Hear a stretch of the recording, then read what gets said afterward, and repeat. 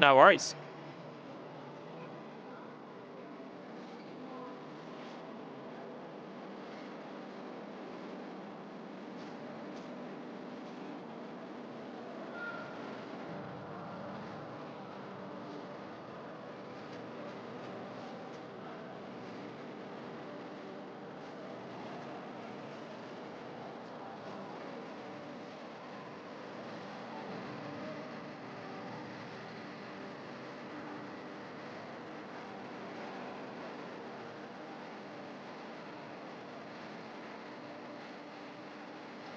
No worries.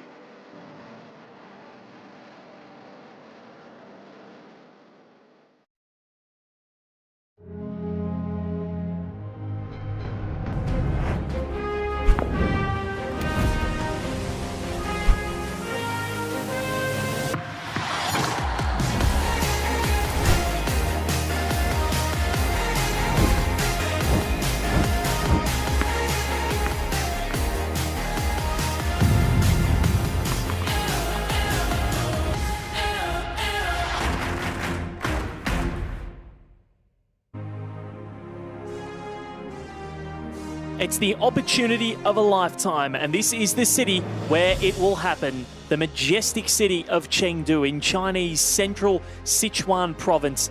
The buildings are wonderful, they are modern, there's history, it's 3,000 years old.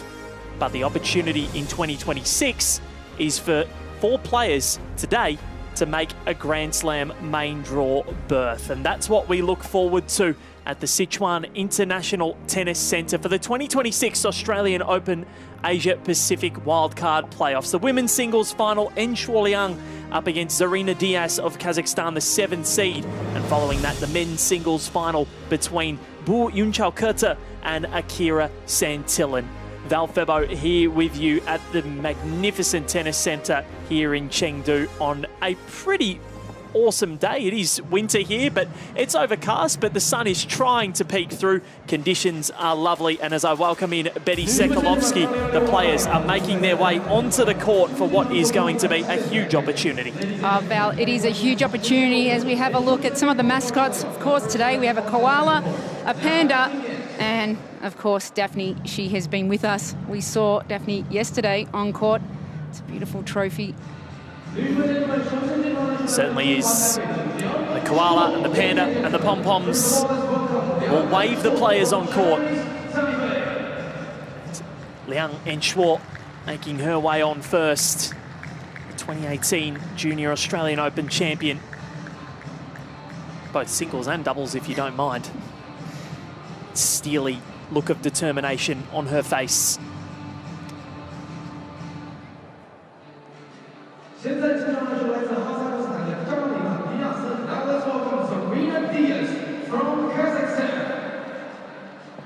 And from Kazakhstan, the 32-year-old who has endured a lot of ups and downs across her tennis career, looking to make her first Grand Slam main draw since 2022. It was also at the Australian Open. There's a lot of history for her in China, which we'll delve into. But she is a woman on a mission. 7th seed. Yet to drop a set so far this week in solid form. And both of these two are looking to make their own slices of history today, Betty. Absolutely. Zarina Diyas, she has had a lengthy career, of course, riddled by some injury. What a moment for both players. Let's head down to the centre of the court, where we will await the coin toss.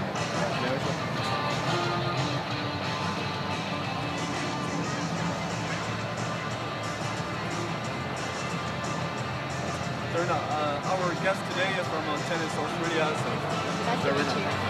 Yes. We're just for the tower box, please use A, please use B. And the other match conditions are the same as the previous round. Please facing that cameraman for a photo. Okay. Any other questions? No. So you can ask them now. I don't have. Has, yeah.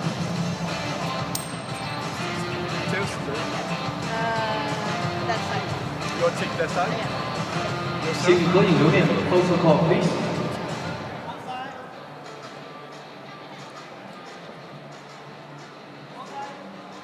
再次把掌声送给本场比赛的各位嘉宾，开始来自澳大利亚网球协会的 Selena Shen. Ladies and gentlemen, once again, rounds of applause for our contest guest, Selena Shen from Tennis Australia.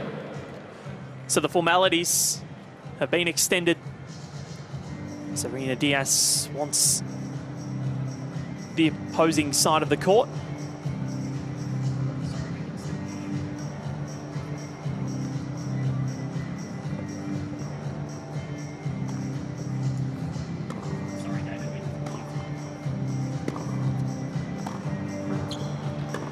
And as we go into the warm-up, Betty, this lady, Liang was majestic yesterday. I thought she was really impressive. Strikes a big ball and defeated top seed Lana Tamarudi 6-7, 6-1, 6-3.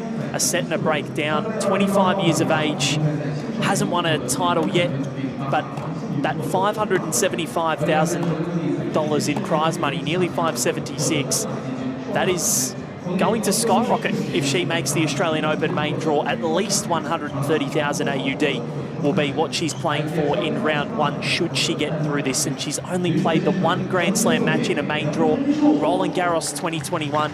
She's introverted on court. She doesn't give away much. She's steely. She's resolute. And she could be in for one of the biggest days in her career today. Oh, absolutely. She was impressive yesterday. And sure, Liang was able to reel off a couple of excellent volleys towards the end of that third set, and very humble. We saw her in the warm-up this morning, very thankful. You could see extremely, well, just proud to be here in the final. And she's up against a very good quality opponent, someone who's been on the tour for quite some time. She certainly has 7 years, the age gap. Diyas at 32 years of age.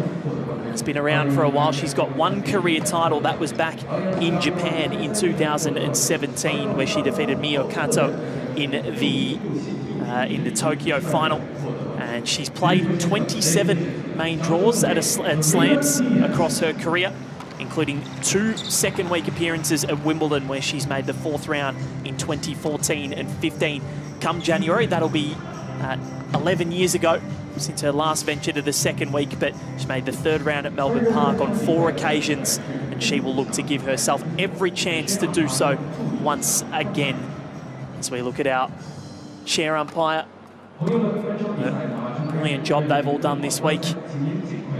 But it was a brilliant win for Serena Diyas yesterday over Shirhan, and I think she hasn't dropped a set this week, but hasn't played a seeded player and won't, because Liang isn't seeded. So does that mess with you a little bit? Because Liang has also, she's defeated 2 seeds, and one of which the top seed, and then Kyoka Okamura, the 5th seed as well, 6-love, 7-5. So what does that mean in terms of their run-in? Does that give Liang a little bit more confidence that she is that giant killer at the event? I think it always is a good feeling to come through this stage of a tournament where you reach the final, you've been tested, you've come through a difficult 3-set match where there was a lot of emotions. And Tamarudi yesterday, Lana, she went through all sorts of emotions. We saw how the moment got the better of her, and the consistency mentally from Liang was all the way through. Well, she was together, wasn't she? Mentally had it together the whole entire match,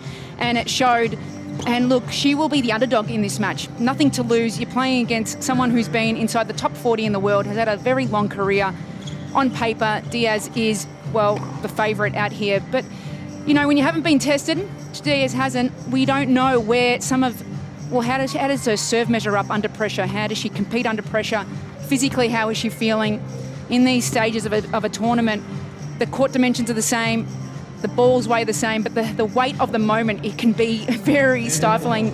And you notice players dealing with a heavier arm, heavier legs. You quite notice it very early on that they're not moving so smoothly. So these would be signs to look for very early on to see which player settles the quickest.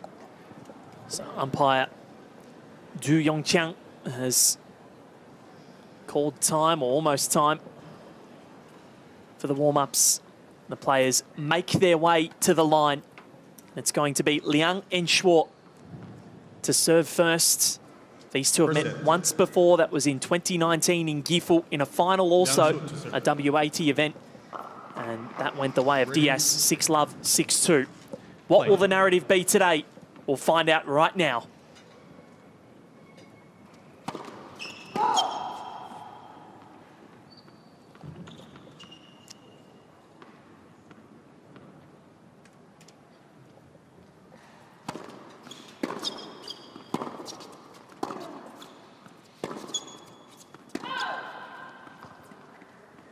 Love 15.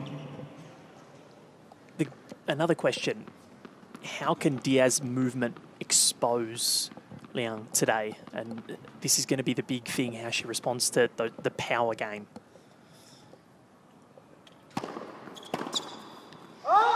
One of the big skill sets that Liang has is she's got incredible hand-eye coordination. She stands up nice and close, redirects pace well. She also cuts the angles, makes the court smaller for herself.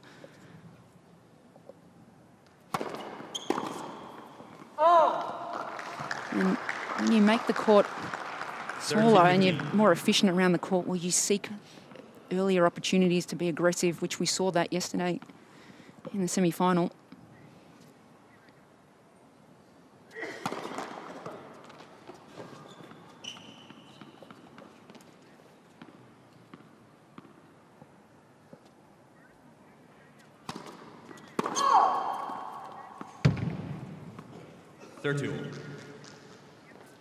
Liang looking to make her own slice of history.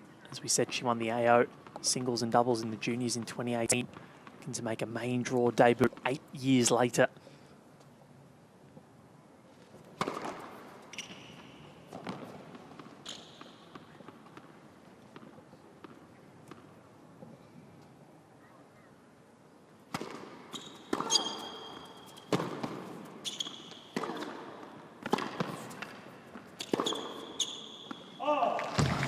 Well, we can see longest rally so far in this game, and that's why I feel Liang could expose the forehand technique of Diyas. Very straight arm, doesn't generate a lot of spin on that forehand.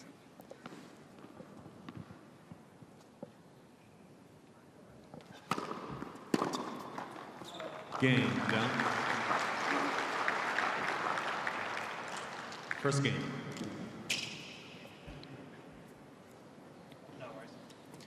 So first hold to 30. Relatively untroubled, but that rally did see Diyas try and extend the movement of Liang, and it's going to be the key today. Try and eliminate and nullify the power. Always find it fascinating. I came out here earlier to watch some of the warm-ups, and we saw the warm-up of Serena Diyas. Coach was feeding balls side to side, working on her movement at end range. She spent a long time practicing her serve, and we'll have a look why, and there's a bit of history behind it.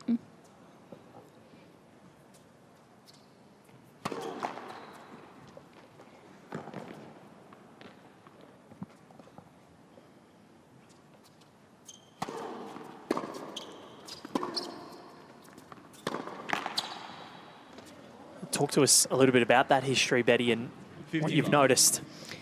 Yeah, well, it's pretty well documented. Diyas, an injury-plagued career, hasn't she? Had shoulder surgery quite a few years ago, back in, well, 2011/2012.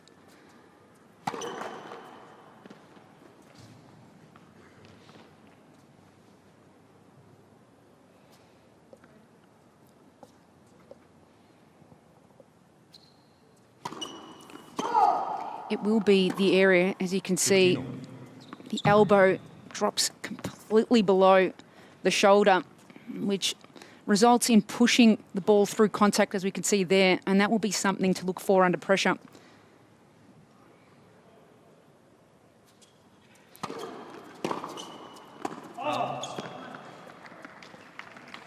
It certainly does come down a long way, the racket hand, doesn't it?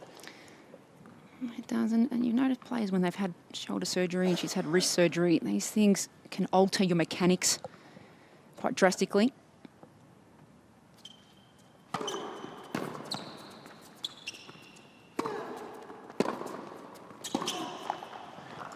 Diyas took a 2-year hiatus from 2022 to 2024 from tennis and made her return almost a year ago in China, where she made her WTA Tour return, looking to make her Grand Slam return in the same country.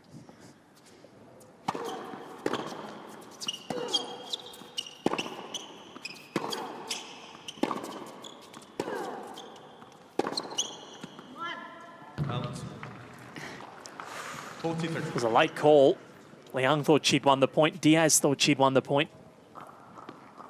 And in the end, it is called wide. It's a game point.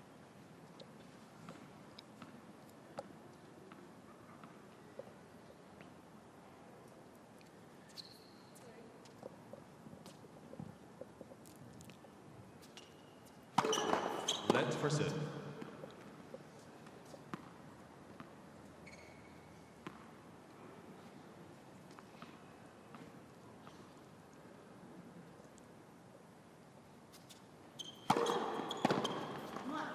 Game, Diyas. A decent hold. Diyas on the board in this final, and it's a country that is very familiar to her. She based herself out of here from a young age in Guangzhou just to further her tennis career. Yeah, it's been an interesting childhood, hasn't it?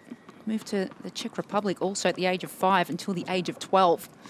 Was playing at a tennis club out in Prague and decided to base in Guangzhou after that.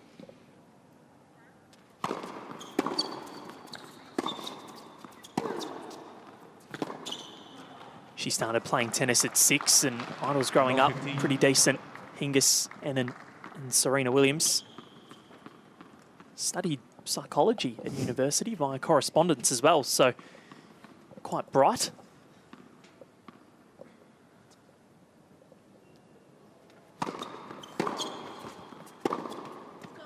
And an opportunity at love 30. Love 30. This will be the question, won't it, for Liang throughout this match, is the ability to remain consistent point in, point out against a very solid competitor. And Diyas will make you play every point.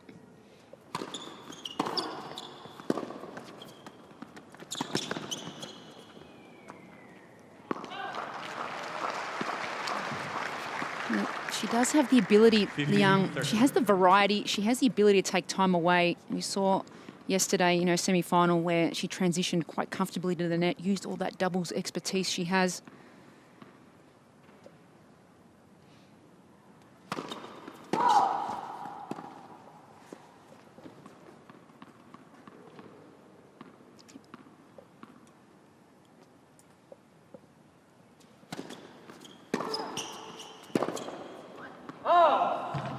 Errant forehand brings up 2 break points early for Serena Diyas. And Liang played a lengthy match yesterday, 67-minute first set. She's got the strapping on her right leg, so how will she go physically?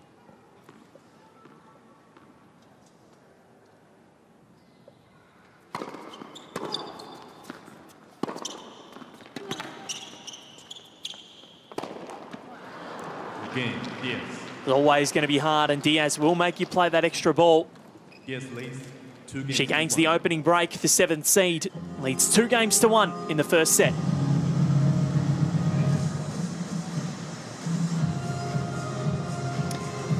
Yeah, well, we saw a heavy strapping on the right leg of Liang yesterday, and there was a couple of times where she was a little frustrated, tapped the leg to almost say, hey, wake up leg.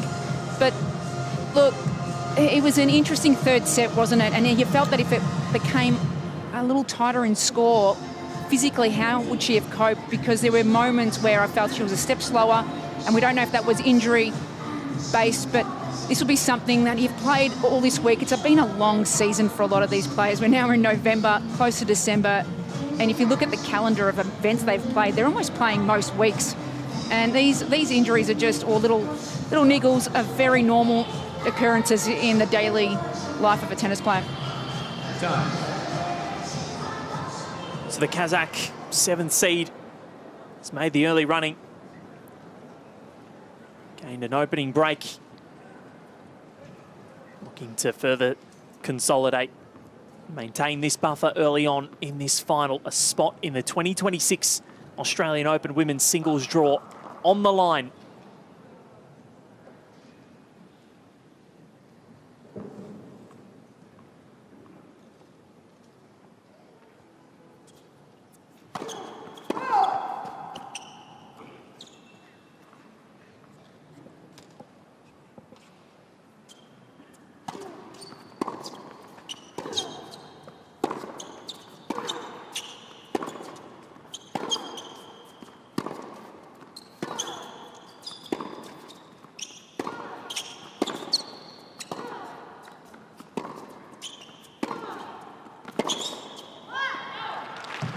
Oh, excellent ball striking ability from both players. And 15 love. oh, that's a rally that you feel Liang probably doesn't want to get involved in too often. You feel that her skills are better used when points are a little shorter.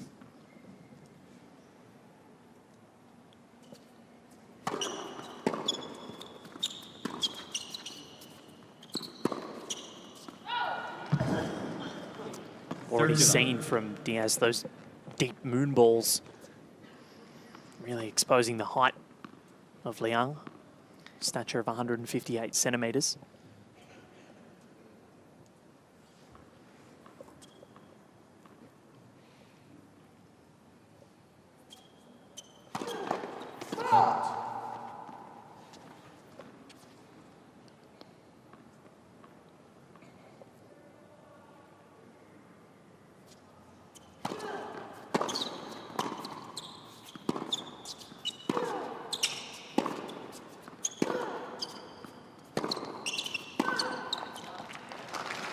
I'd like to see Liang change the trajectory of the ball midway through. Use the slice, bring Diyas forward off the baseline, get her uncomfortable. She's very one-dimensional from the back of the court. Hits it very flat, Diyas. So being able to generate a ball above the shoulders, it'll just be a good test to see how she manages it.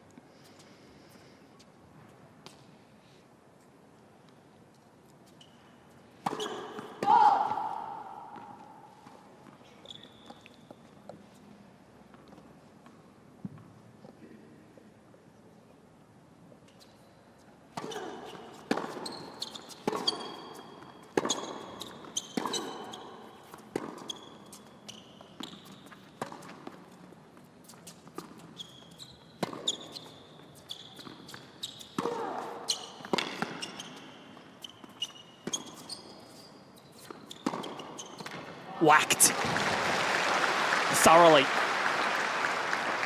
Liang bringing the intent from 30 love as a slide opening.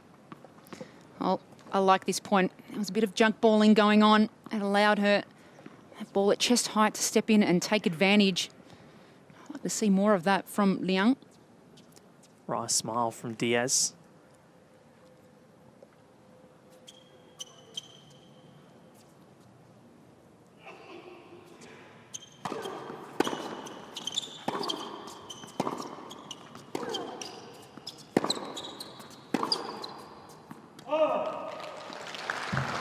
An opportunity to gain the immediate break back. 30-14.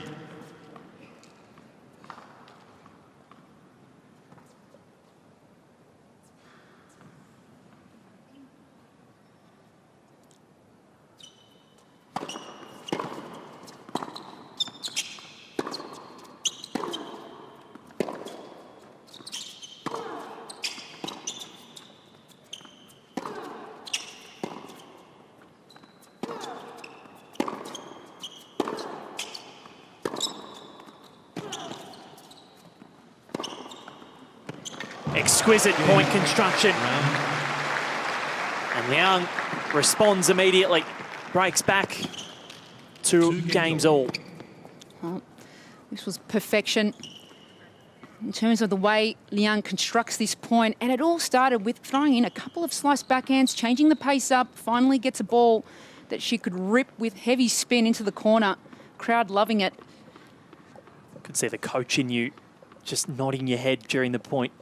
If I was the coach, I'd be very excited about that point.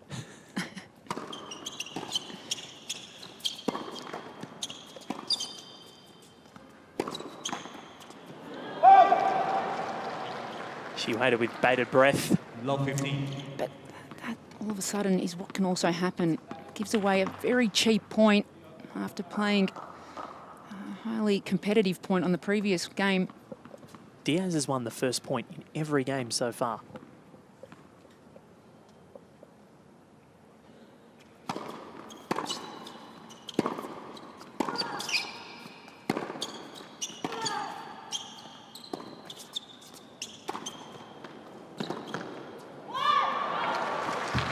Well, he asked the question of Diyas, can you move forward off the baseline, and comes up with an excellent pickup off the slice backhand. This was a difficult shot, but manages to put the ball in an even more difficult position for Liang to pass. Love 30. Another opening for a break.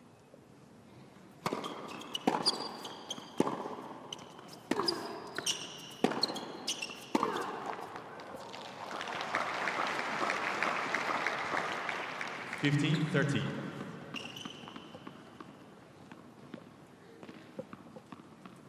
Last 3 games, Diyas has had either love 30 or 30 love. She's bringing the pressure.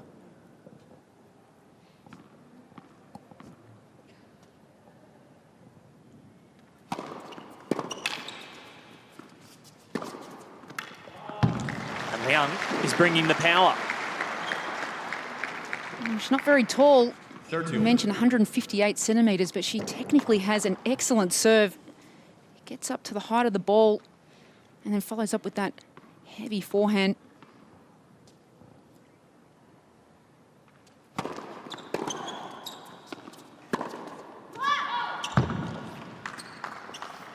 Another opportunity for Diyas to gain that break. Relinquished it in the previous game. There they are. Smiles on photos. Game faces on court.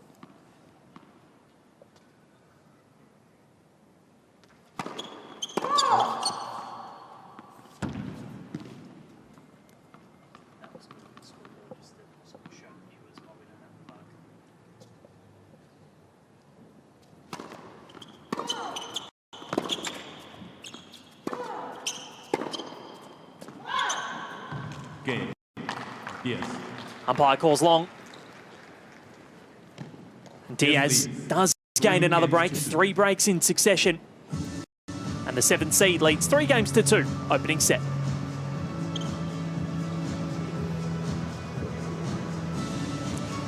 Intriguing matchup so far, being one on return at the moment.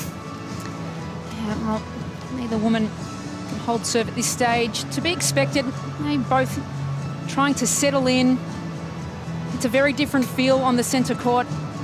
And there's a lot more people around. There's an excellent atmosphere brewing. And you just get the sense with Liang, there's just too many cheap errors that are entering the game very early on. You mentioned hasn't won the first point. And it just puts her under so much pressure in every single one of her service games.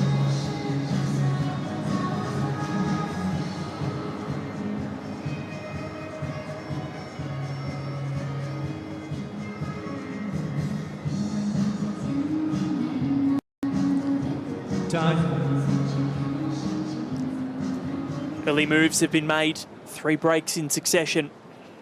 Serena Diyas with the ascendancy at the moment.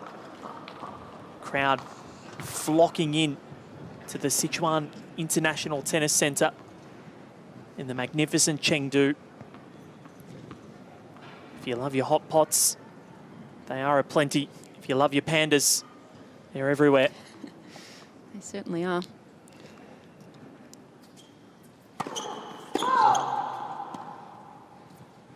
And if you love your shopping as well, plenty to do.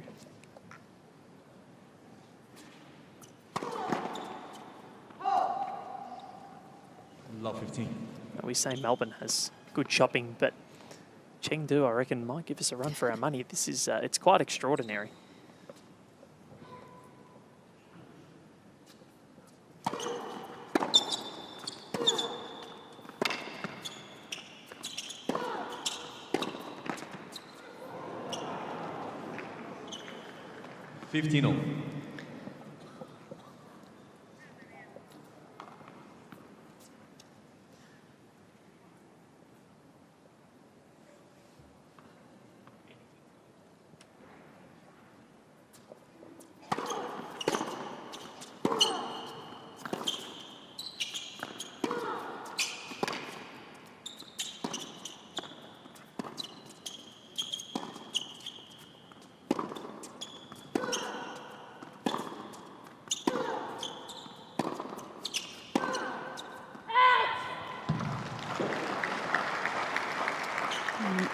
variety 15-13. in that point again.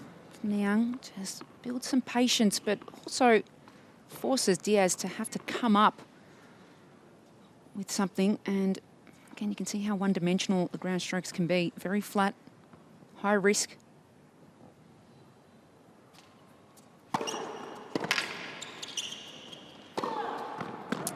Excellent drive volley. They're not easy, especially at 15-30. Daphne watches on. That is what they are playing to fight for.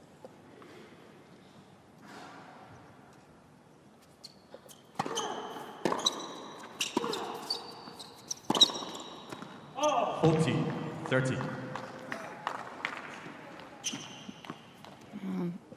Opportunity, wasn't it, on the forehand approach shot? Just didn't move up the court quick enough. Ended up reaching for that last forehand.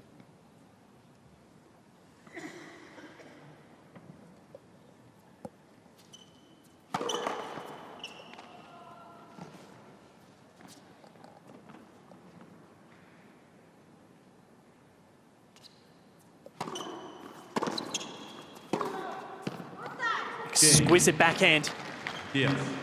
She knows how important it was to break the run of breaks. Diyas leads 4 games to 2. Consolidates for 4-2.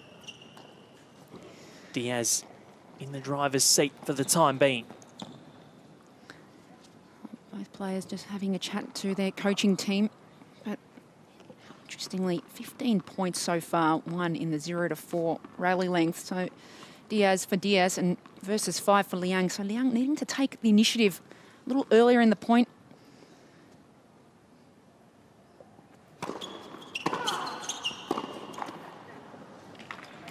Love 15. It's game 7. Liang, only just the one time she's won the first point. That was the last game thanks to a double fault.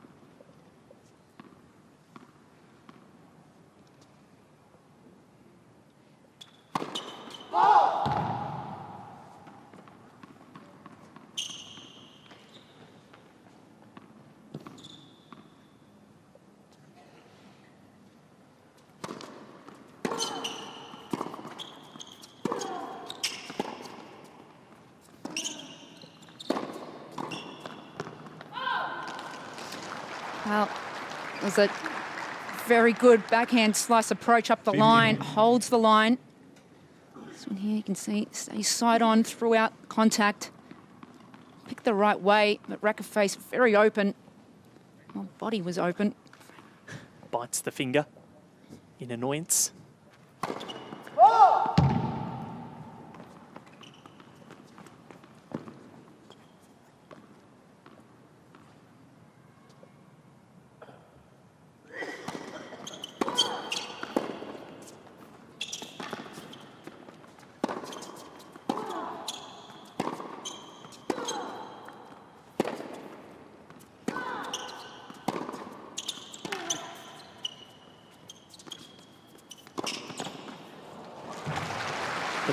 Weight of shot off the court, you can already see how different it is. 30-15. And even if she's engaging in these long rallies, Liang, she can try to dictate them. It's going to be beneficial. Well, it was that one forehand, the off forehand, where she was able to create some angle, finally forcing Diyas to let go of that left hand on the racket.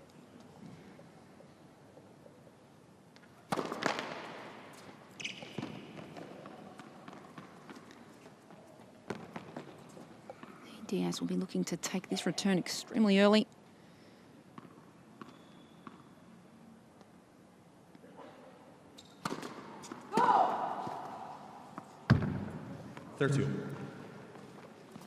This was an issue at times yesterday. That second serve wasn't notching up the kilometres.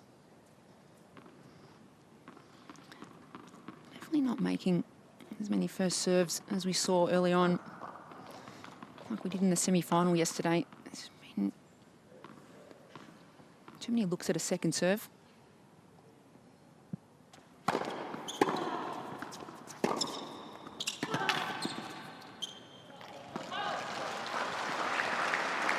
can see how effective it is when she can accurately hit that serve flat down the tee and then can dictate early. And this is what she needs to start doing. It was all about her placement yesterday, finding the areas where it was hard for Tara Rudy to get to.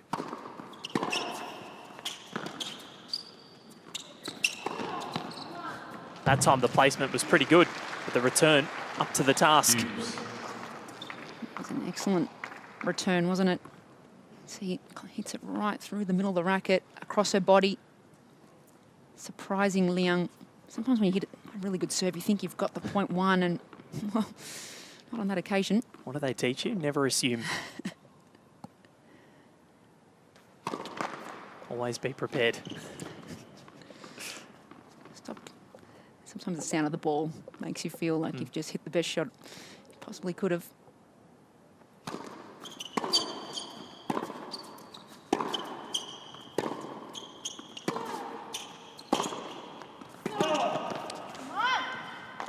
Frustration from Liang. We didn't see that much yesterday. Bits and pieces, but all of a sudden from a game point where could have had her first hold since game 1, it's break point for Diyas to secure a double break.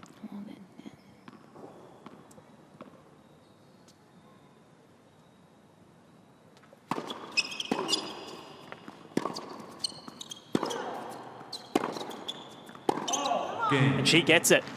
The 7th seed gets the opportunity to serve for the opening set at 5-2.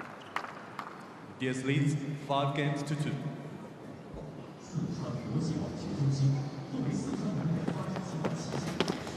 There's just too many unforced errors coming off the racket of Liang today, and it could be some frustration because I'm sure deep down inside she feels that these are balls. The balls that she's missing currently are balls that are makeable, that she was making yesterday, and sometimes moments like this can make your performance feel, well, a little questionable.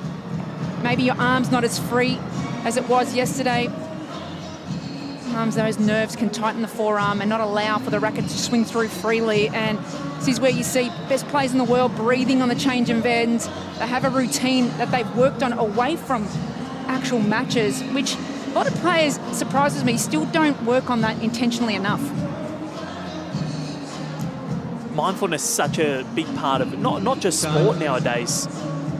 Mindfulness has become a part of life for so many people, and in this day and age especially. It's good to see those breathing techniques used by players. Diyas exhibiting it on the change of ends as she prepares to serve out this opening set.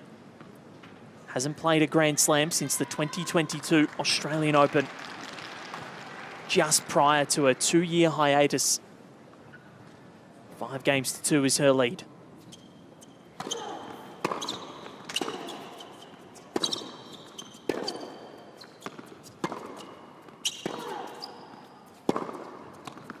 Love 15. Painting the lines. Well, that was much better movement through the court. Got up there swiftly. But there was one ball in that rally that rises above the shoulders, and it wasn't that one. This is the one she moves inside the court, Liang.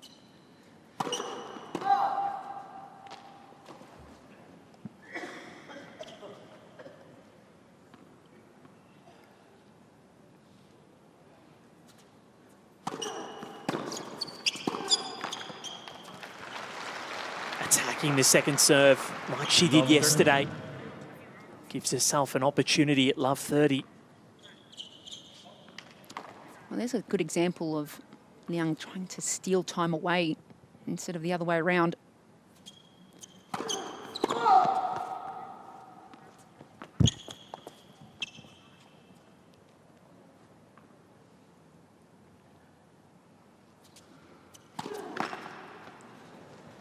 Love 40.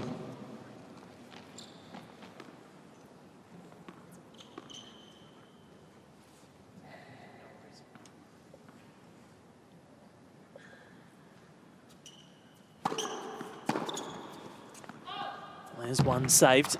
15-14. In the frustration, tapping the right leg. Liang knows she should be making that one.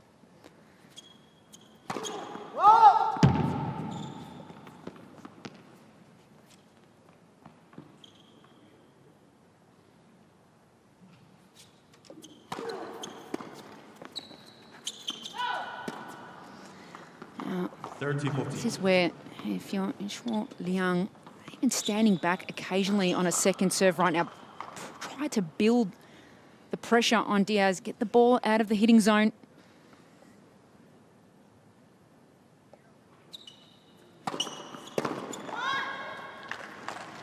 Came up with the first serve where she desperately needed it. And from love 40, we find ourselves at deuce. You do get the feeling, though, if there's some scoreboard pressure, that second serve can go off from Diyas.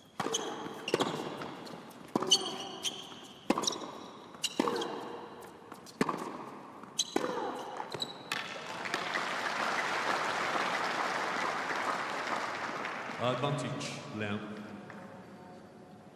If she can harness this power, we're already seeing it, that if she can harness it, Diyas may not be able to cope.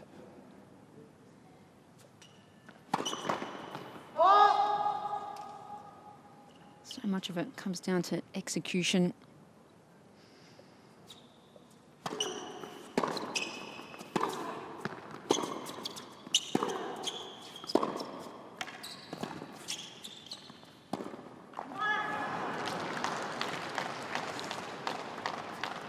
She was off balance and ended up getting the slower ball that allowed her to get to a neutral position and couldn't do much with it.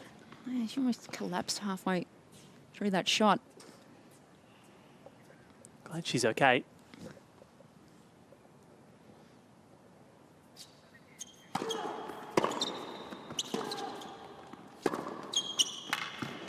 Too good.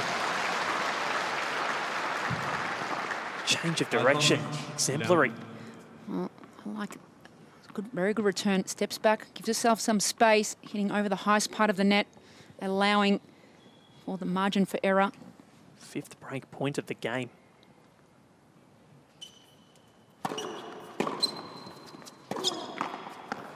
And on the 5th attempt, Liang gains one of the breaks back. Still under an enormous amount of pressure. 5 games to 3 now. Much better game from Liang. And, well, this is the serve, isn't it? She needs to try and hold here, create scoreboard pressure, force Diyas to serve for the set.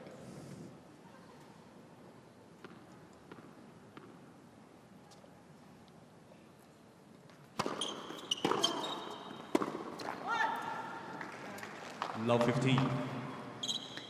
There's just not enough footwork on a ball that is being laser beamed right at your feet. You need to be able to create some room for the ball. Quite a few occasions she's stuck with zero momentum.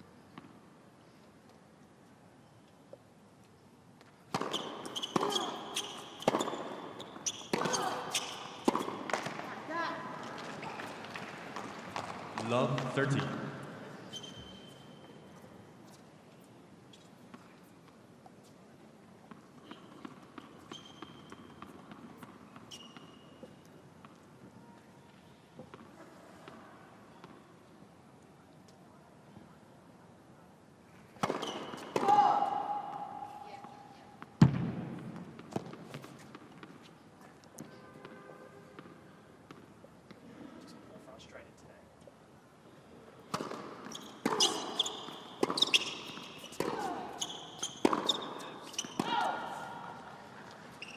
Love 40.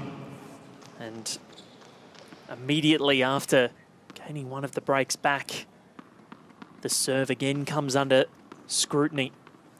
3 set points for the 7th seed.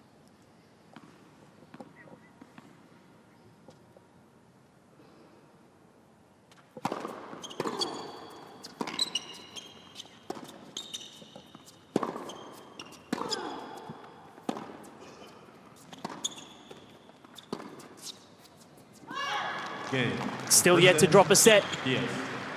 Zarina Diyas By 6 games to 3. takes the opening set in the final of the women's singles at the 2026 Australian Open Asia Pacific Wildcard Playoff. And she has got one hand on that accreditation to head to Melbourne Park in January. She takes the opening set 6 games to 3 in a little under half an hour.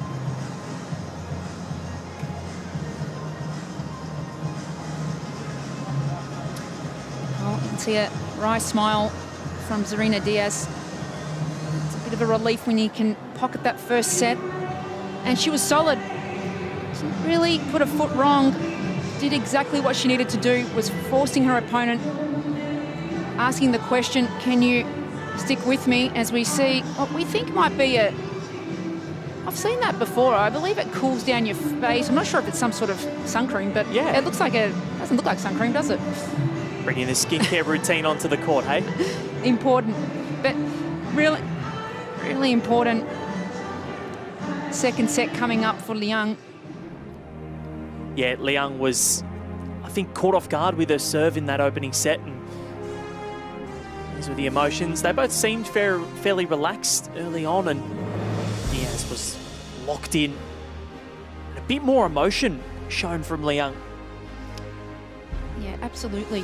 From Liang, we didn't see much emotion from her yesterday, but today you get the sense, obviously the moment is bringing that on. But I think for Liang moving forward now, so we have a quick look at the stats. Well, 61% for Diyas in that set, 66 for Liang, but that's the 0.1, which there's so many errors contributing to that stat. And, well, 30% on second serve, 0.1, and you want to be a lot higher than that.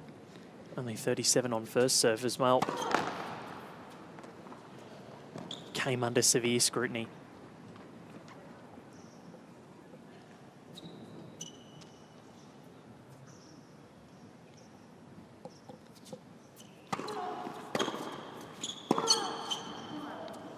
Punishing backhand. 15 love.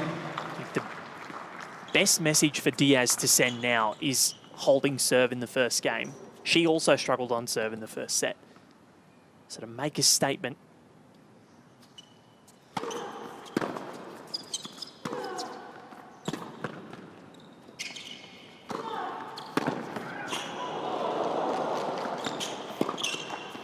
Exhilarating point. And somehow Diyas ends up winning it despite being in control. Excellent point. You still feel with Liang, she's not totally settled. Her mind may be racing a fraction. Just needs to stay or will remain clear of what's happening out here. There's a lot of uncharacteristic errors that we didn't see yesterday.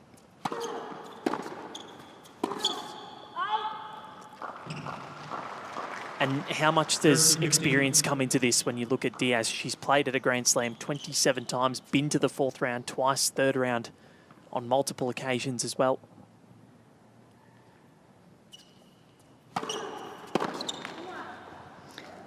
Experienced players a very big part.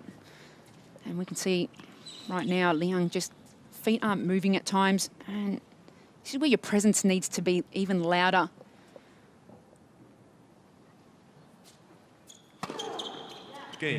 Timely ace. And a convincing hold to kick off set two. Second set. And this is a player, Zarina Diyas, that has multiple top 10 wins. She's had 2 in her career over Jelena Jankovic and also Andrea Petkovic. Has played on some of the biggest courts in the world. Yeah, there's no doubt in the back of your mind, you know you can manage these sorts of moments. And for Liang, well, she hasn't had a lot of these opportunities. It's very rare for players to have these opportunities to break through. But recently, Arantxa Sanchez-Vicario, who, you know, all-time legend, was interviewed, asked how she managed her nerves at the US Open when she was playing.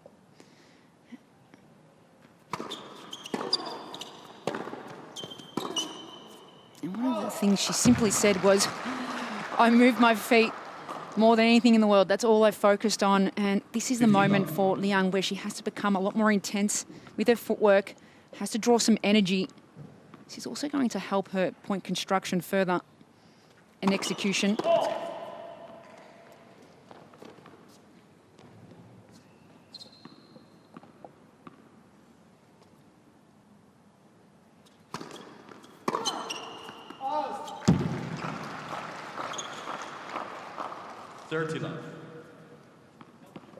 This is massive for Liang. 2 points away from a hold that could just give her a little bit of confidence.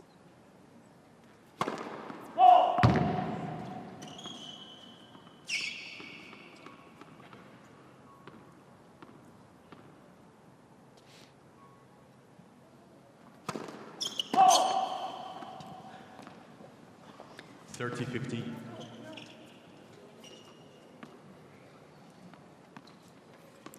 Third double fault for Liang. Equal with Diyas on the same number.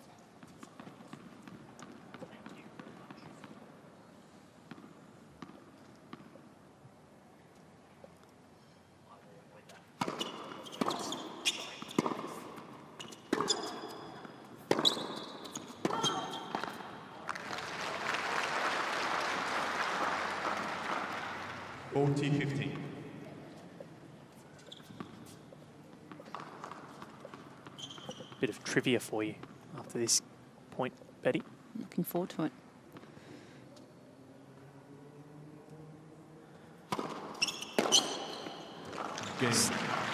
Mighty hold. Liang holds for the first time since game one of this match. One game all in the second. Zarina Diyas in 2022, the Australian Open. That was her last main draw at a slam. Who did she play?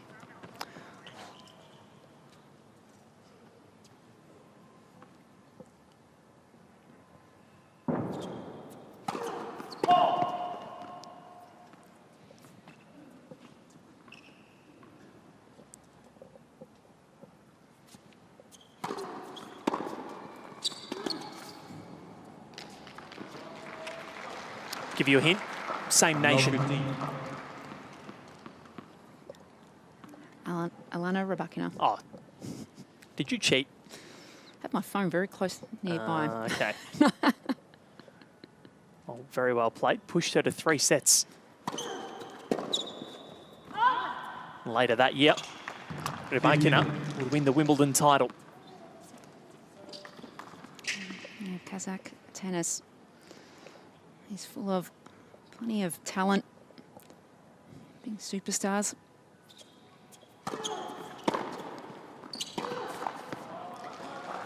All of a sudden, execution has gone up a notch for Liang. Oh, just been a little bit sharper, hasn't she? Been able to push Diyas off the baseline on a couple of occasions.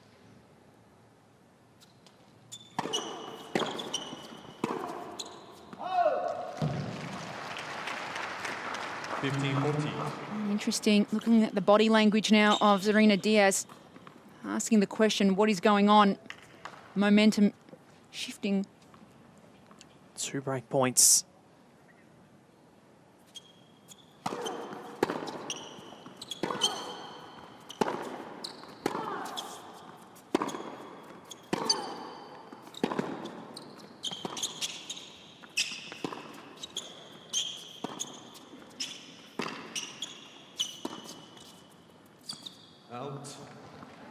Called long, and this time it's Liang who makes the early statement. Gains the break to lead 2 games to 1 in this second set, having dropped the first. This is the exact response that we saw yesterday. Drop the first in, and she could have been bereft, she could have become despondent. Lost it in 67 minutes, but started to breathe fire and took it 6 games to 1. And this is the start that we've seen once again. Well, you could either end up in the fight or flight mode, and she's starting to work it out, but I normally look at the rapidness of a player's footwork, and for Liang, on those last couple of games, all of a sudden the adjustment steps started to become a little more intense. You could hear the feet, you could hear the adjustments, and when you see that, it's normally a player who knows exactly what they're trying to do on the court, and prior to that, it seemed reactive. At almost the nerves got the better of her clarity.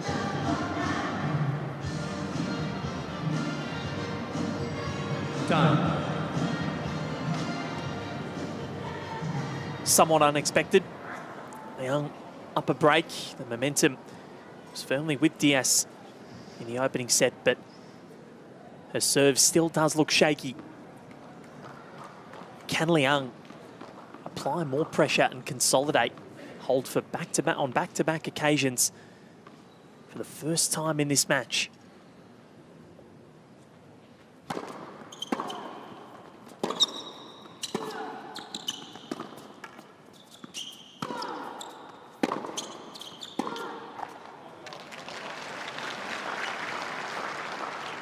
15 love. She wasn't winning first points in the opening set, but now 3 in a row.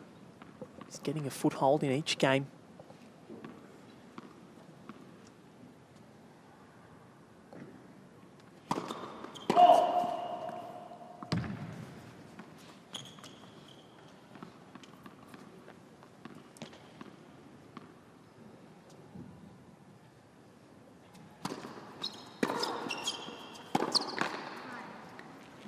It's such a cheap error from Liang. There just wasn't enough footwork. We just spoke about that. It's not one step out of the way. There should have been at least 4 extra steps there.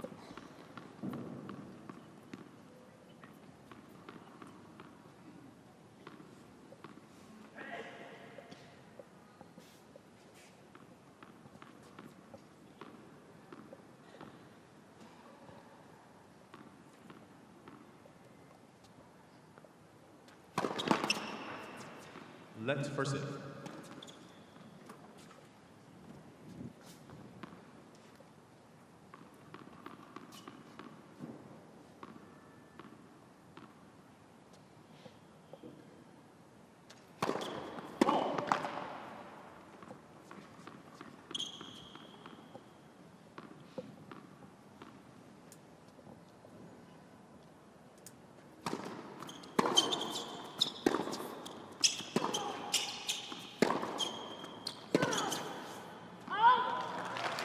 See again, weight of shot. There was a lot more trajectory over the net. Ball rotating forwards, heavy spin bouncing off the court. It was really rising out of the hitting zone of Diyas, and that's what we haven't seen enough of, but starting to see now in the Liang game.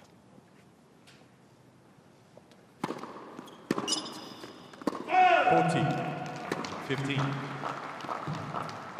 As we said, hasn't been able to hold on back-to-back occasions. 2 opportunities to achieve that feat.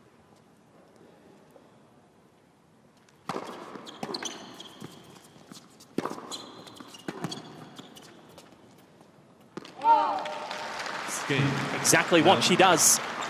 Liang, 3 games to 1, consolidates her break. And this match has taken a turn. It has, and there's a much more aggressive Liang. All of a sudden, dictating from the get-go, winning the majority of the +1 points.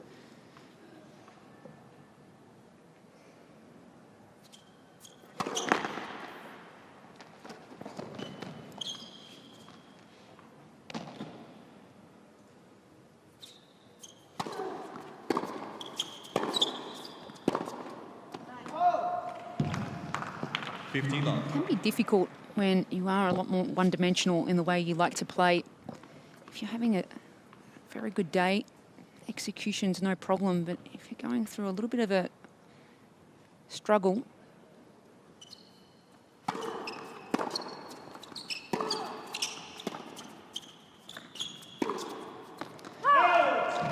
such as like that, all of a sudden, when you don't have any variety in the way you like to play or able to change the trajectory of the ball, all of a sudden these unforced errors start piling up.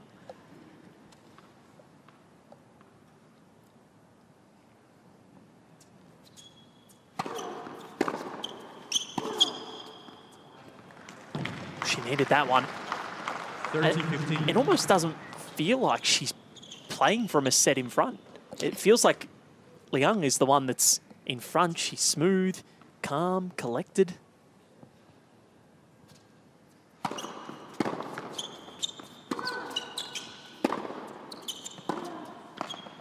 And delivering big time in this second set. 32. And also creating a greater level of width on her backhand. A lot more of that traffic was directed through the centre corridor and now is able to get Diyas on stretch.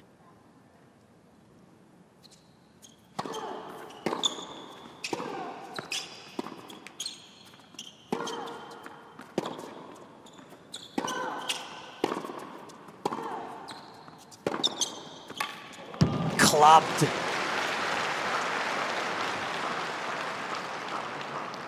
30-40. Liang bringing the intent, and another breakpoint opportunity arises.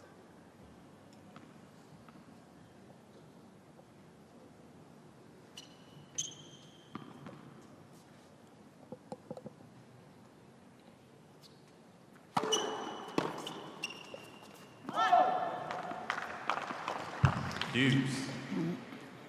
Finds good first serve, plenty of margin over the net. Took all the risk out.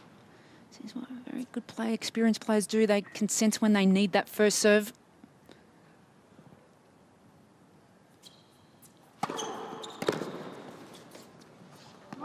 Found it again. 20. Diyas.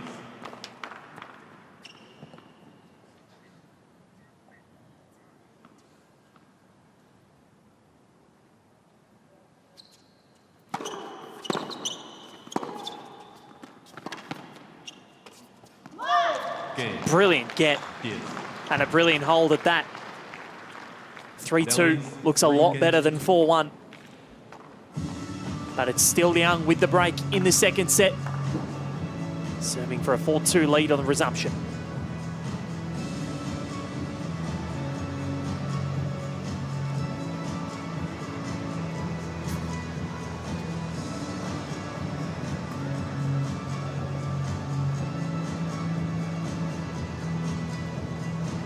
Relatively quick match, 49 minutes on court for pretty much a set and a half. Yeah, well, the points have been quick. We haven't had too many lengthy points. We've had a couple of extended rallies, but it's been a much better contested second set, hasn't it, from Liang. Has been able to steady the ship out here in the second set. I can't see what Diyas's towel is on her bag, on her racket bag. Time. Doesn't look like I don't think that's a recent AO towel, but it's great to see that she's brought it with her just for luck as a memento from most likely could have been her last appearance in 2022. Liang with a break in this second set, meaning 3-2. It's almost 4-1. Big serving from Diyas, keeping it at just the one break.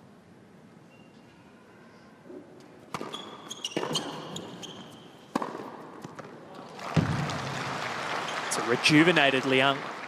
This is the sort of stuff we saw from her yesterday against Lanlana Tararudi. That +1, huge. Stays away from the lines. You can see the margin for error.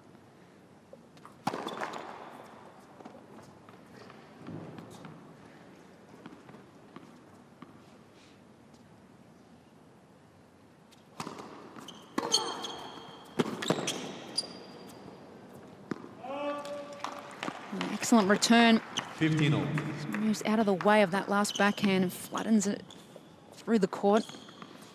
I felt that Liang has had a little bit of success when she's hit that heavy kick serve above the shoulders of Diyas. We don't see it much unless it's a second serve, but could be used as a strategy.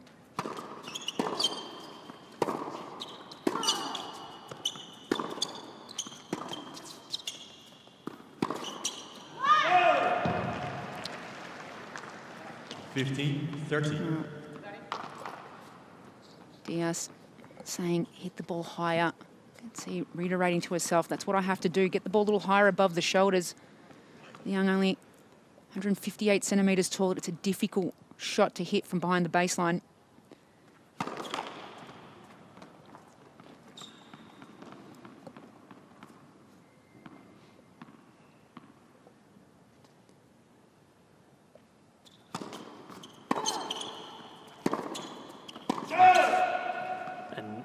From facing break point in the last game, Diyas with 2 opportunities to break back, get this second set back on serve.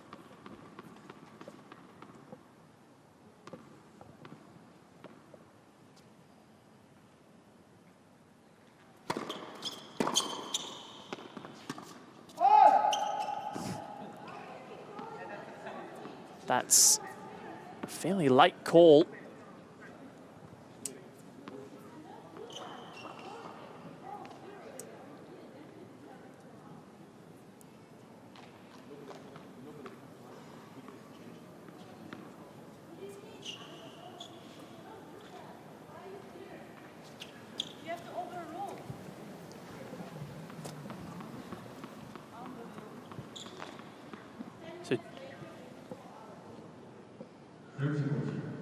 Diyas questioning umpire Du Yongqiang about the call and how late it was because she was ready to swing.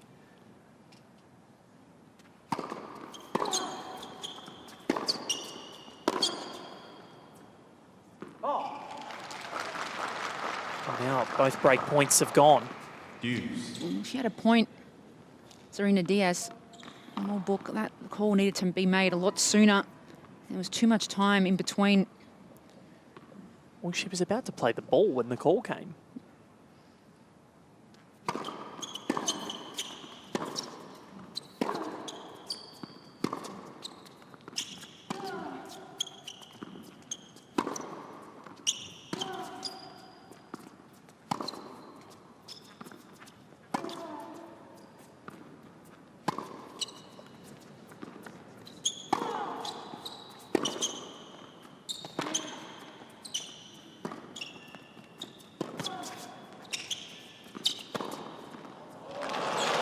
Liang dealing with the high balls to perfection. It was a clear strategy from Diyas, but the patient Liang finds a way through. Oh, the problem with moonballing, if you are Diyas, is she's got quite a straight arm, and you need to be able to use your forearm and wrist in a much more relaxed way to be able to generate topspin and racket head speed. And too many of those forehands being drifted with zero effect.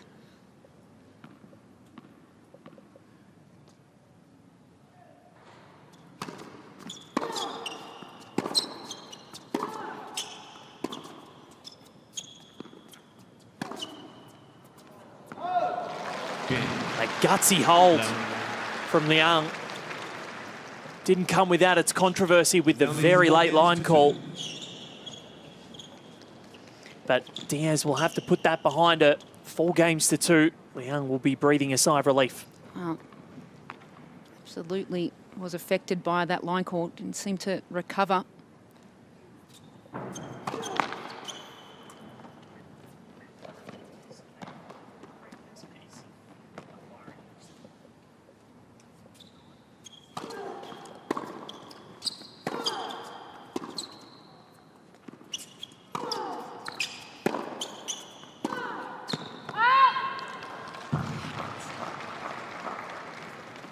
Love 15.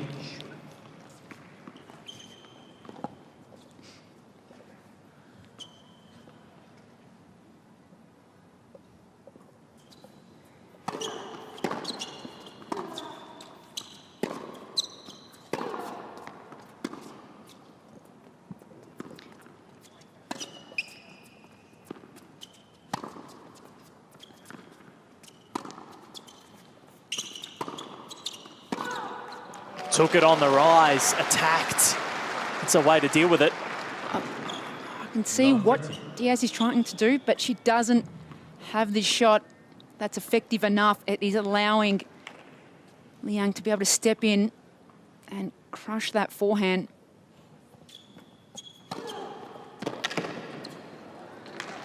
Another serve to help her stay out of major trouble. 15-30 now.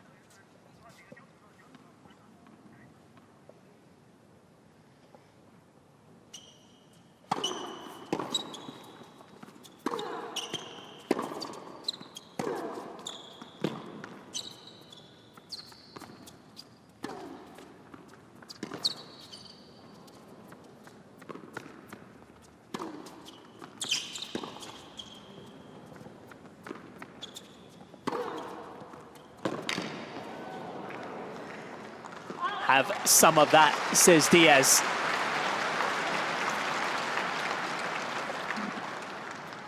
I think they just need to put it back in their pocket, maybe. It's not working for either of them. Oh, it's a different story on her backhand. She's able to drop the wrist down below the ball and generate some spin, a lot more than on the forehand. 40-30. Timely. The serve's come good, hasn't it? When she's needed a first serve, Diyas, she's been able to find the direction. Game. Diyas. A massive hold from Love 30 down. Thought things might be unraveling. But Diyas keeps it again at 1 break. 4 games to 3 in favour of Liang. Second set. Liang leads 4 games to 3.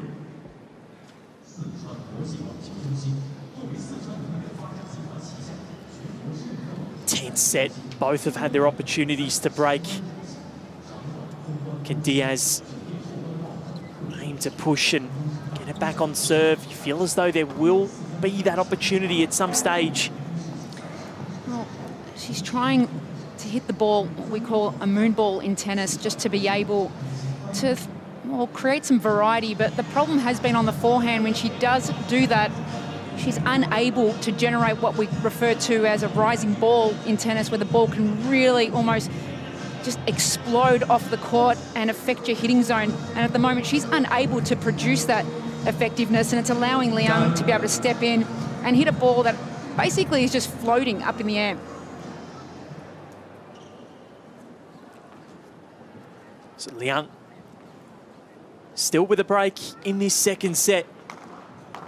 I feel as though there might be another twist in this tail. Serving at 4 games to 3.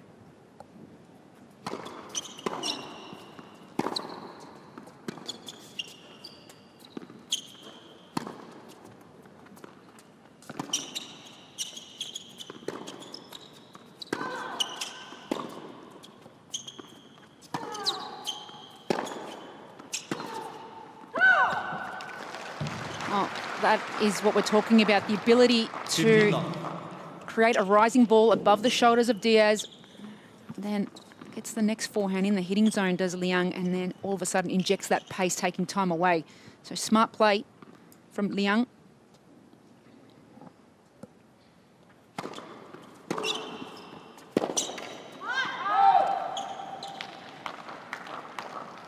$15.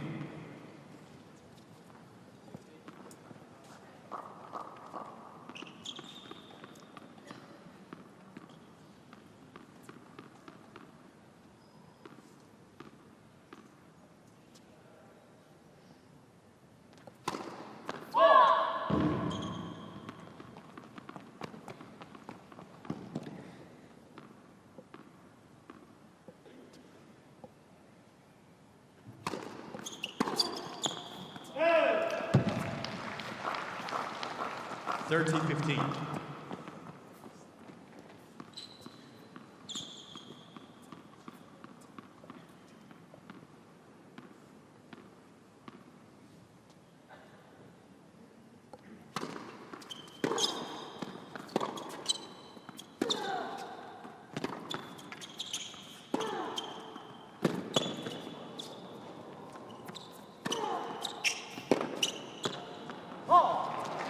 Fist pump of assurance for Diyas. 30.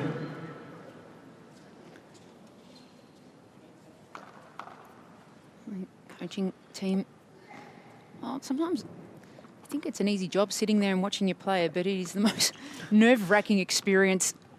You have zero control of what is happening, and you basically riding every single point with them.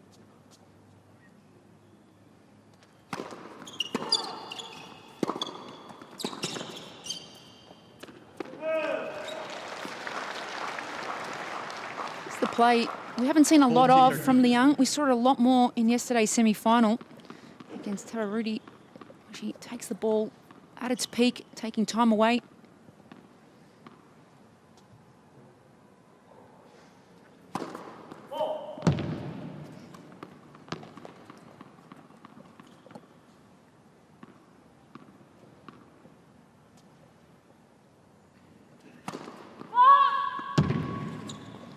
Deuce. And another look at Deuce for Diyas on return. I'm not sure there was much reason to go that big down the tee on a second serve.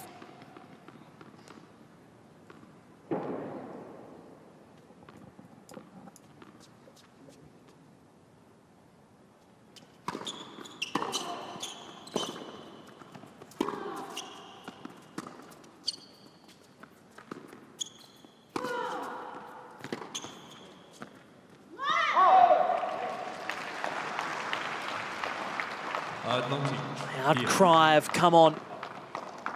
Coach is pleased. Diyas with a break point to level proceedings at 4-all in this second set.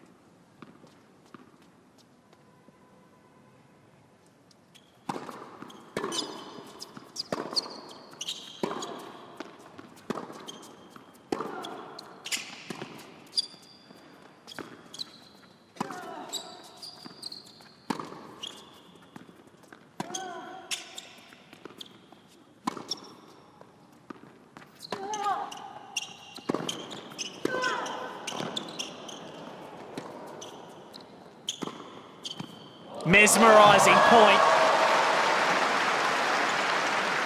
Running back with the smash. It's never easy. Liang made it look so.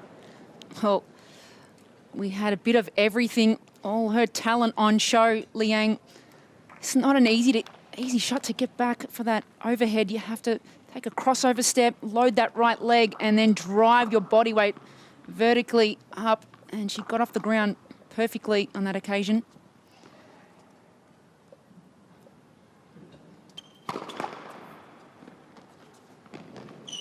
Doing it on break point as well. Adds to the pressure.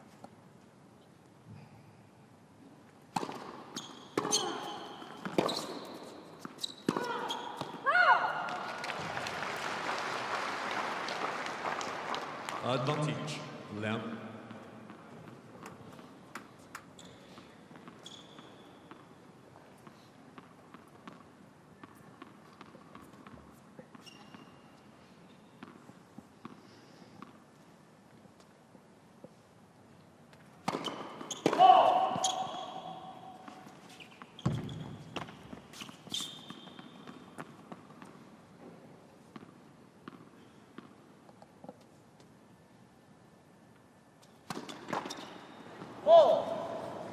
Second double fault of the game.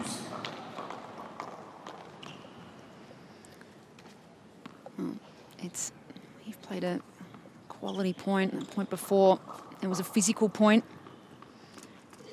It's not unlikely that you see players occasionally drop the double fault in there.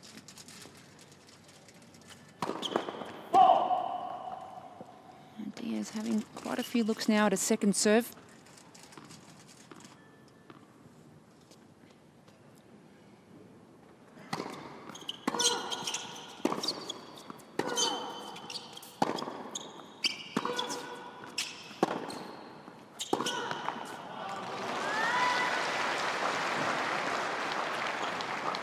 Advantage, Liang. Talk about risk on that ball. That backhand should be going cross-court over the lowest part of the net. Just trying to redirect that backhand down the line, just clipping the net tape.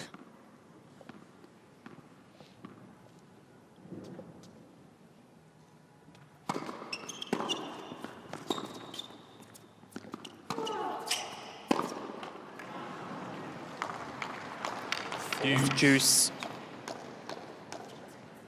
This game holds added weight for both now.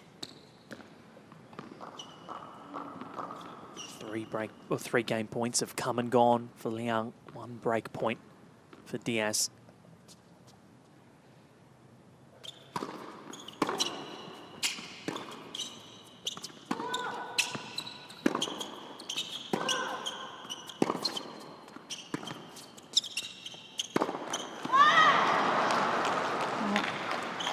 Created an opportunity off the drive volley. Advantage, Diyas. Forehand was doing the damage in that point for Liang, was able to force Diyas to pop that ball up in the air defensively. But again, it's just the competitive nature of Diyas, just understanding the moment, putting the extra ball in play. Another break point.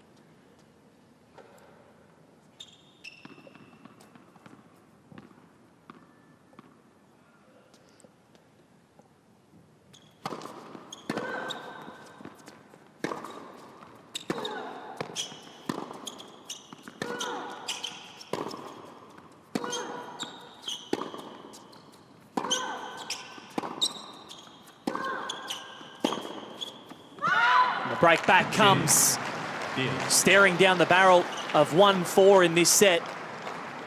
And Zarina Diyas has it at 4 apiece. Accumulating too much pressure on the shoulders of Liang in that point.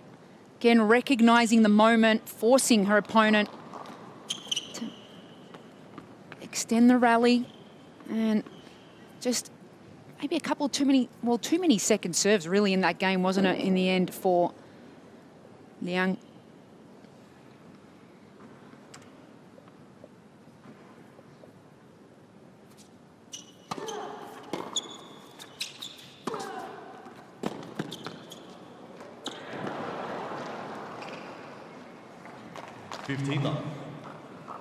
Moving around the court a little better, and the aggression has intensified from the racket of Diyas.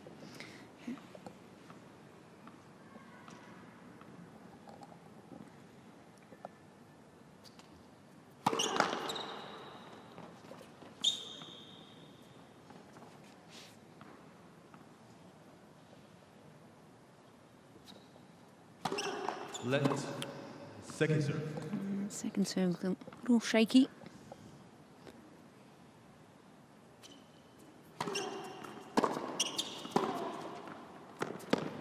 Third to love.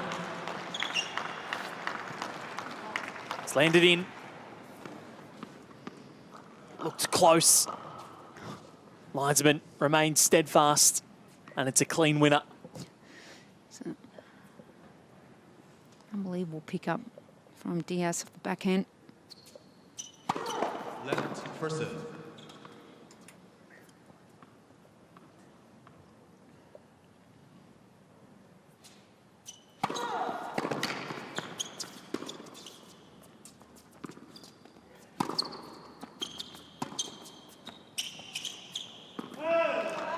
You can see that forehand, and Diyas not happy, but that forehand from Liang rising right above the shoulders, difficult to control. Need to move back a lot further.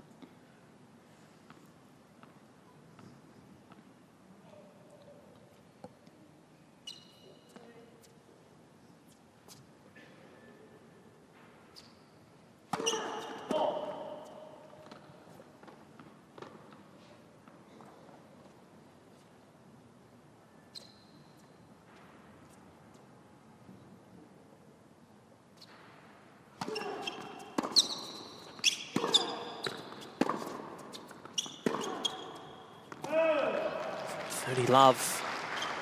30. Task.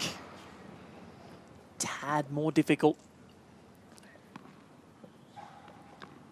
It's gone in waves, hasn't it? The level of confidence peaked in the last couple of games, and then all of a sudden there's a bit of that self-doubt where there's not as much commitment.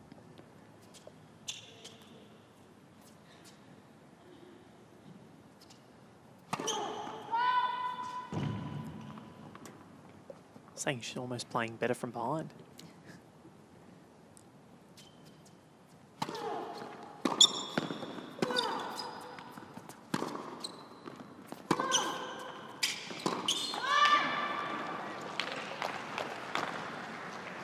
A bit of a tumble for Liang, but gets up. Looks okay. Hopefully all is. Have a good look at the trajectory of the shot. It was an excellent angle from Diyas. You can see losing her footing, Liang.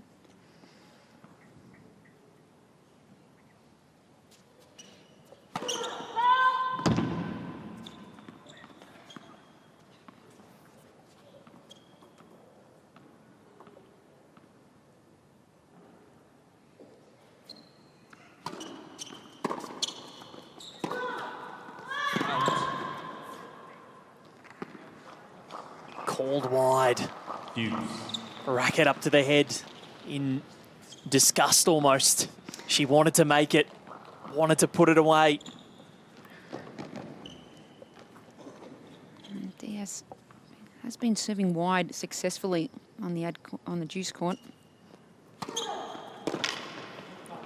Call it, and you ask for it, and you'll get it, Eddie Sekalovsky.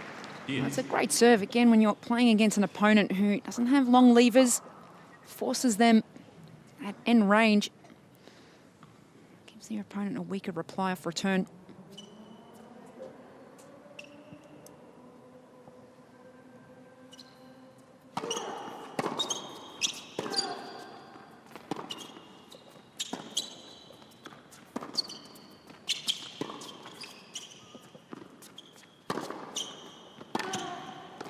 Liang dealt with that without a contempt.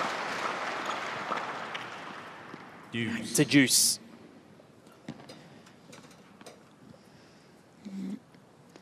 Liang, I'd be standing right over.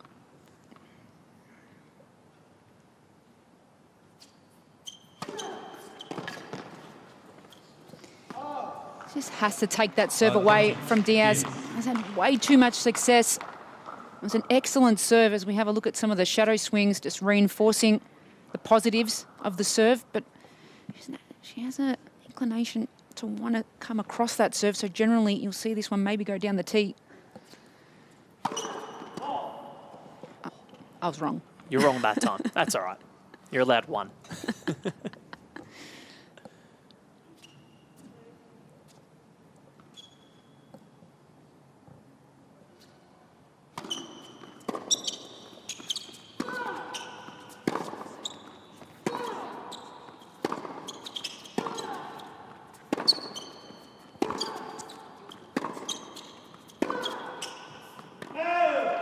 Goes long. So like the last game, there's so much at stake. Third Diyas.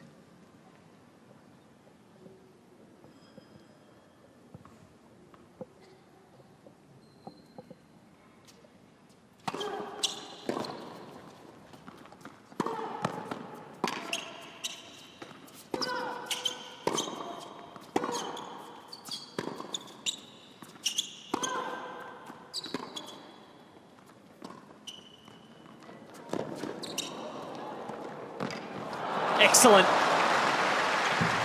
Feeling each other out. And it's Diyas who feels best at the conclusion of it. Yeah, that was the little short slice forcing. This was probably the wrong way for Liang. She should have hit that one either down the line and got herself in a much better net position. Opened up too many angles in the end for Diyas.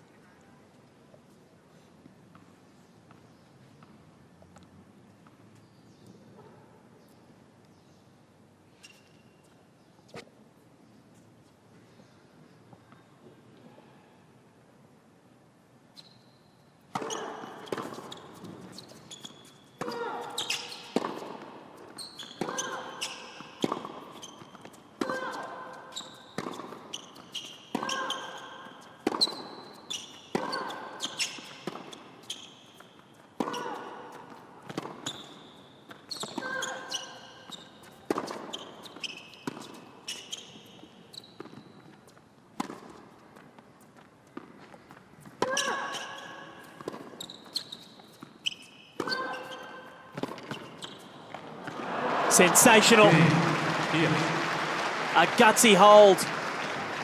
And it puts Diyas within one game of the Australian Open Women's Singles in 2026. She leads 5 games to 4. And Liang to come and serve to stay in the match on the resumption.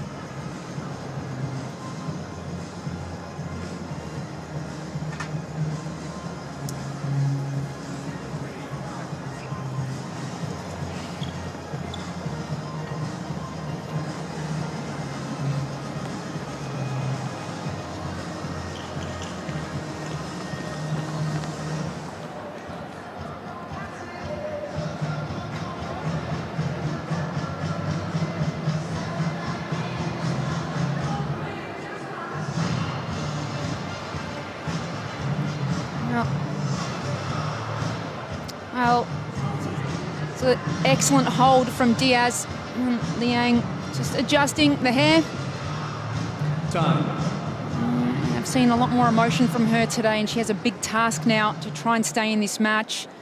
But if I'm coaching Liang, Val, I would be forcing, almost just really reiterating, hey, cover the wide serve on the Diyas court. Take that away from Diyas, who's had so much success. Force Diyas to ace you down the tee. And that previous game was just beaten too often with that sliding serve out wide. So if he holds here, could it be something that she just gives up the tee serve? Massive game. Was looking at a 4-1 lead with a break point earlier on in this set. Now she's serving to stay in the contest.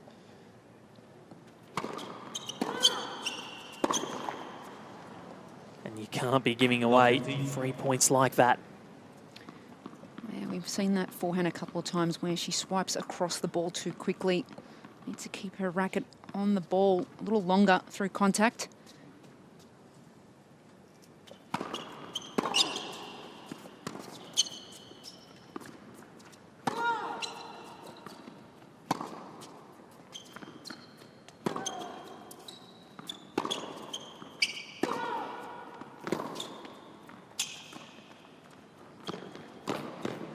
She knew it was coming.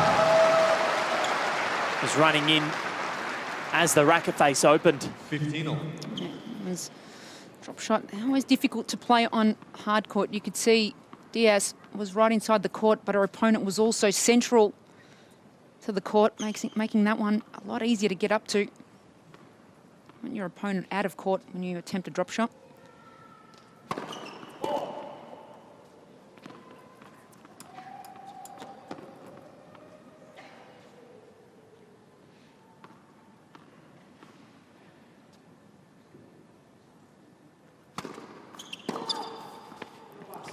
Ferocious 13.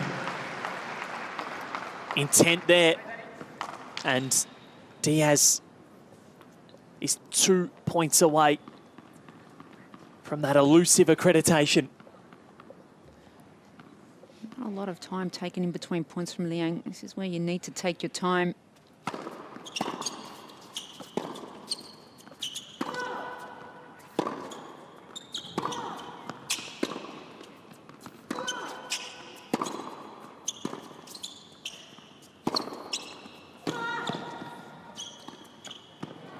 Cheeky and executed to perfection. Well, this was the perfect time to hit a drop shot. Was able to get her opponent off balance. You could see Diyas was out of court, and then an off backhand comes on the inside of the ball, making it move away from her opponent.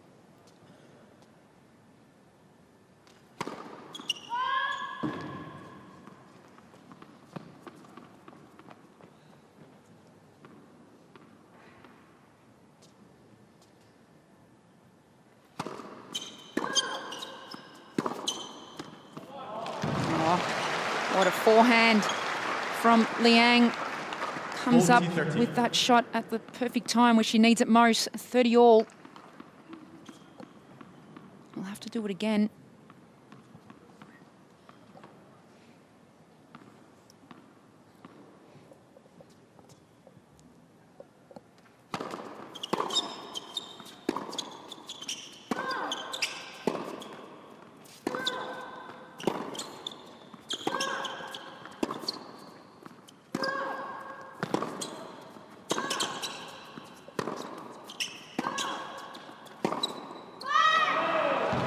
Outlasts Liang. Huge cry of come on. Deuce. It's been 1,411 days since Serena Diyas last played a Grand Slam main draw. Liang, a tad longer than that. Well, that was a highly competitive point again from Diyas, just not giving in.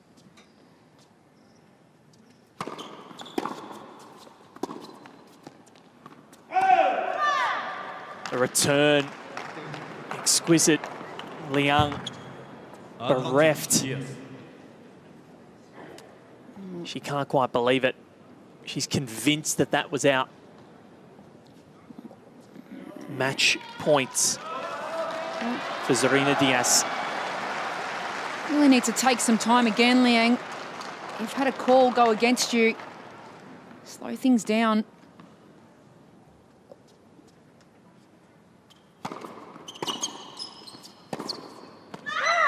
And Diyas dazzles For the first time since 2022, Zarina Diyas will be featuring in the main draw of a Grand Slam, and that'll be in the form of the 2026 Australian Open.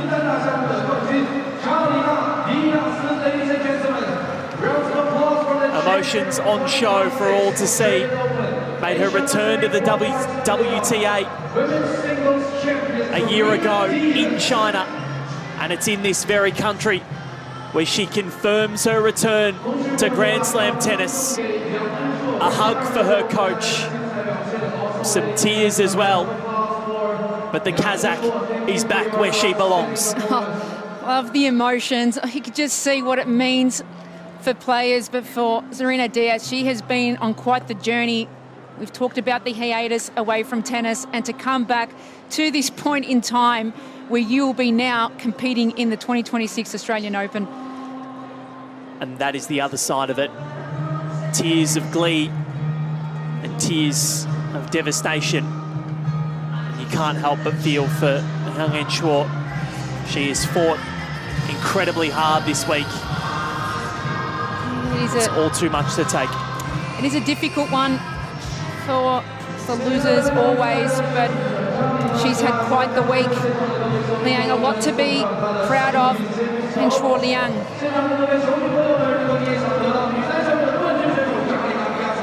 Already has the phone out. The 32-year-old. I think she's saying, I won.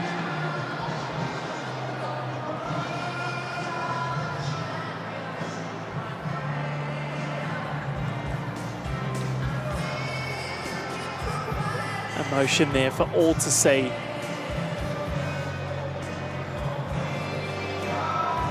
That is how much it means to play in a Grand Slam. It's an opportunity that 128 players get, men's and women's singles at each event. There are thousands of ranked players that are striving for that every day.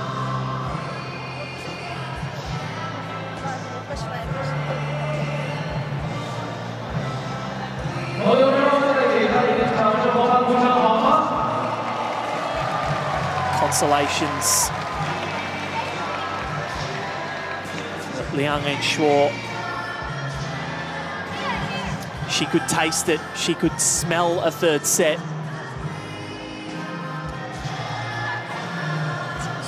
So much of it is the built-up emotion throughout the week. You're playing for one of the biggest prizes, well, the biggest prize in tennis, playing Grand Slam tennis. And for a lot of these players, there's not a lot of opportunities to have these sorts of breakthroughs, and this wildcard playoff is exactly that. The crowd feeling raucous. Zarina Diyas, I reckon she'll be feeling pretty good later. Quite an incredible performance from her.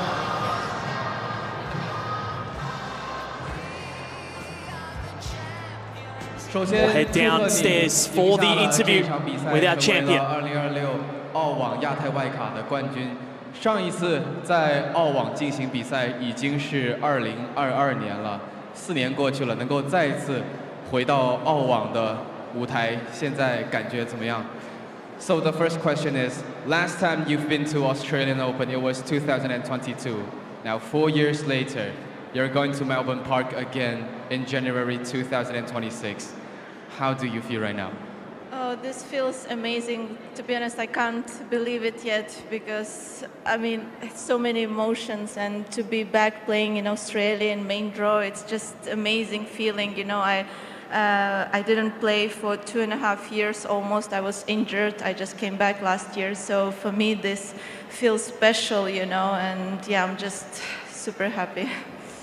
那他也说呢，在2022年过后，自己是有2年半的时间退出了网球的舞台，因为自己的伤病，而在去年才重新回到了网球赛事当中。那他感到无比的惊喜，有一些惊讶，同时他现在也有点激动，因为他不敢相信眼前发生的所有事情。那么第二个问题是问到，其实此前你在采访当中有提到过，其实中国更像是你的第二故乡，因为你也在广州进行你自己的网球训练。那么今天在成都感受到了现场球迷朋友们的热情，有没有什么想对他们说的？觉得这里的网球氛围怎么样 ？So the second question. Previously, you've been mentioned that like China is like your second hometown because you've been training in Guangzhou, and today you got the champion here today. How do you feel the environment, the atmosphere of the crowds, and also what do you want to say to all of the spectators? Yeah, as I say, I train in China since I was 18. I'm training in Guangzhou, and yeah, China feels like second home. I really love to play here, you know, and fans are great, and conditions are always great at the tournament. So yeah, I want to say thank you everyone who came today. Thanks for the support, and I really appreciate it. 那他也说呢，是的，中国就像他的第二故乡一样，他从18岁开始就在中国训练了。那今天他在这里比赛，他也感受到了现场的各位球迷朋友们的热情，同时他也向现场的各位表达他诚挚的谢意，谢谢大家来到四川国际网球中心为他加油。And that will be all of the interview. Thank you so much. 以上就是赛后采访的所有内容了。那么女士们、先生们，让我们再一次把掌声送给扎丽娜·迪亚斯 ，Ladies and gentlemen. Once again, rounds of applause for Diyas. What a wonderful interview it was. She has based herself out of China for a long time, and this is fittingly the country that she finds herself or finds her way back into a Grand Slam in. So an incredible story, and the love affair with this nation continues. Zarina Diyas, she'll be back at a Grand Slam for the first time in 4 years. And she's elated. We'll have the presentation shortly. Daphne Atkhurst Memorial Trophy. Looking forward to seeing her compete for that as we look at some of the highlights from the contest. Pleasantries with pandas and koalas. And then we lock in. Interview was a wonderful interview, and you heard how much it means to Zarina Diyas. She took 2.5 years off, as we know, to be back in this position where you're playing Grand Slam tennis come January. Oh, it's such a relief, and the emotion just overflowing, wasn't it? The hug of the coach. I don't think many people in this crowd would actually know that Diyas spent a lot of her teenage years and early adult years in Guangzhou training, so it is a second home to her, and see the emotion there. For the coach, he's spending a lot of hours with your player. It's endless. Terrible crowd catch drop. And these are the numbers from the contest, and the glaring numbers. The first serve points 1 percentage much higher for Zarina Diyas, and the conversion of break points 6 from 9 as opposed to 3 from 8 for Liang and Shuo, who performed valiantly, but in the end, just couldn't come up with it. She couldn't, but the stats did improve for Liang in the second set. Left that run a little bit too late. Let's head down to the presentation. Women's singles final here at Australian Open 2026 Asia Pacific Wildcard Playoff. And please show your appreciation with another round of applause for today's finalist. 女士们、先生们，欢迎各位来到2026澳大利亚网球公开赛亚太区外卡赛女子单打项目颁奖典礼的现场，请各位再一次把掌声和欢呼声送给今天参加决赛的2位选手，掌声送给他们。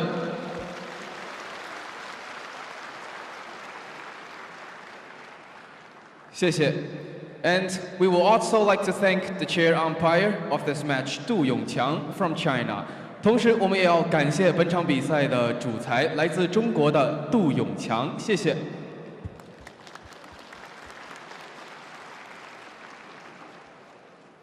And before we get to the presenting of Australian Open 2026 wildcard, Tennis Australia would like to thank China Tennis Association, Sichuan Sports Bureau, Chengdu Sports Bureau, Shuangliu District Bureau of Culture, Radio, Television, Sports and Tourism, Luzhou Laojiao, Victorian and Australian governments, Sichuan Tennis Association and Sichuan International Tennis Center, all Australian Open sponsors, players, coaches, staff, officials, volunteers, and buckets.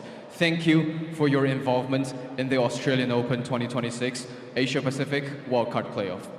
在颁奖仪式正式开始之前，澳大利亚网球协会还要感谢中国网球协会、四川省体育局、成都市体育局、双流区文化广电体育和旅游局、泸州老窖、维多利亚、澳大利亚政府、四川省网球协会、四川国际网球中心以及澳大利亚网球公开赛的赞助商、球员、教练、员工、官员和志愿者们。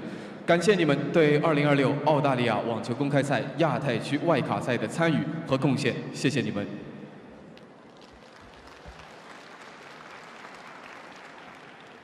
Now here, to assist with the presentation, and please welcome the following special guests. 那么现在，请允许我介绍本次颁奖仪式的各位嘉宾，他们分别是大洋洲网球联合会主席维基里德 ，Mrs. Vicky Reed, President Oceania Tennis Federation. Welcome. 本次赛事的裁判长韦恩·麦凯文先生 ，Mr. Wayne McEwen, Tournament Referee of Australian Open 2026. Welcome.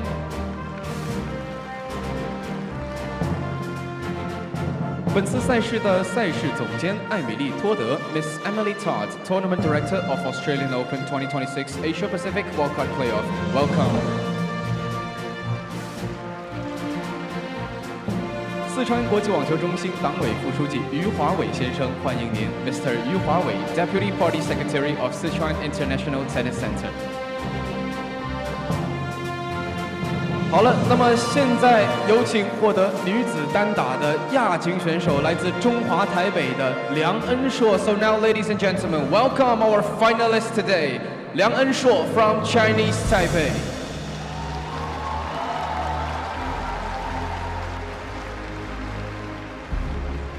Now to present the flowers to our finalists, Mrs. Vicky Reed and Mr. Yu Huawei to present a gift. 现在有请维基里德为选手颁发鲜花，有请于华伟先生为选手颁发熊猫玩偶。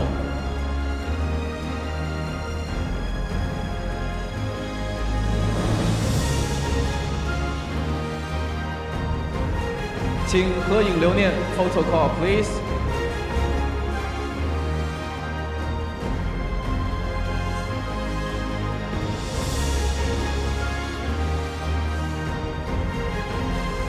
谢谢，请回位。Thank you. Please return to your place. Thank you. 让我们再次把掌声送给亚军选手。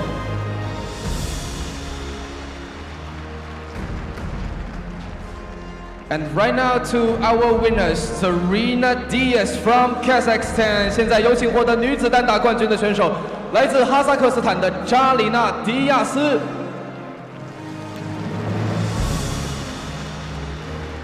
And here to present the flowers and a gift to our winners, Mrs. Vicky Reed and Mr. Yu Huawei. 有请维基里德为冠军选手送上鲜花，有请于华伟先生为选手颁发熊猫玩偶。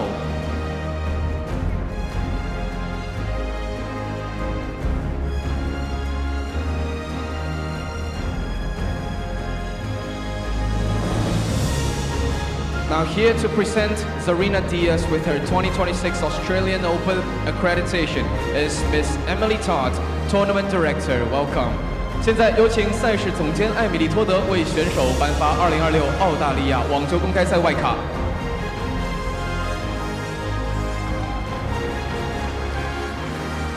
请合影留念 ，photo call please。Now, please welcome all of the players and special guests to come to the Chengdu side. We have a group photo together. 那么现在有请所有的获奖运动员以及颁奖嘉宾来到前方的成都标志进行合影留念。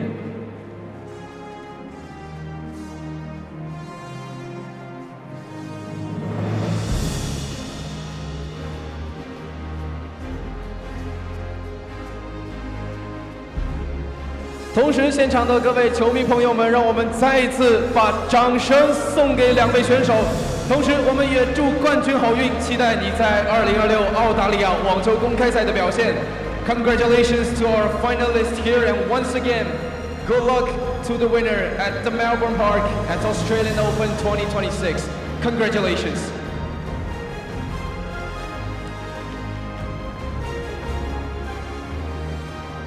Presentations finalised and a spot at the AO 2026 confirmed for Serena Diyas. She will find her way back to Melbourne Park. Pandas and koalas to celebrate. And this will be a day that she won't forget anytime soon. It means so much more when you reach this part of your career. You're 32 years old. You've been on the tour for, well, a good 15 years almost. And it's all about this, the perseverance, the reliability, just the reliability of her game in the end was shining through, wasn't it, Val? She was able to put those extra couple of balls in the court, manage her emotions well, and, well, she's celebrating amongst two of the cutest mascots we've seen. Yeah, they're pretty adorable. Panda, koala, and a toy panda to take home as a memento. Celebrations for Serena Diyas. And that is half of the agenda for today completed. It is a straight sets victory for Serena Diyas. She wins overall 6-3, 6-4. And up next, we've got the men's singles final between Akira Santillan and Bu Yunchao Keta. What promises to be one of the matches of the week here in Chengdu, the Sichuan International Tennis Centre. We'll bid you farewell for now and be back very shortly for the start and commencement of the men's singles final.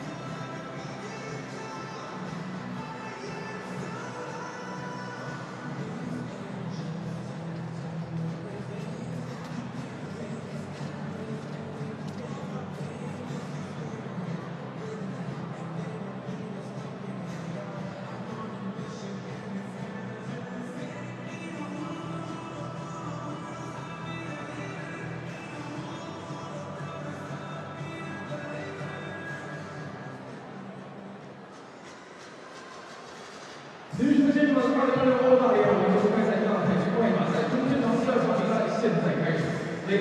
2026 Australian Open Asian Pacific Wildcard Playoff. The second match on this center court now begins.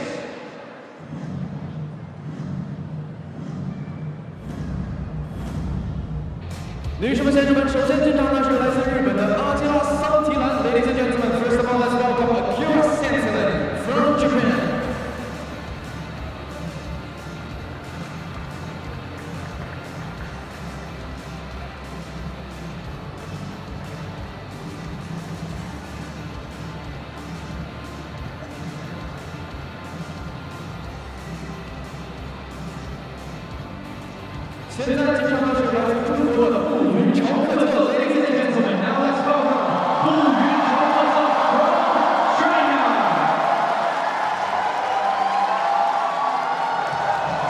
Players welcomed out for the men's singles final here at the Sichuan International Tennis Centre for the final of the men's singles of the 2026 Australian Open Asia Pacific Wildcard Playoff.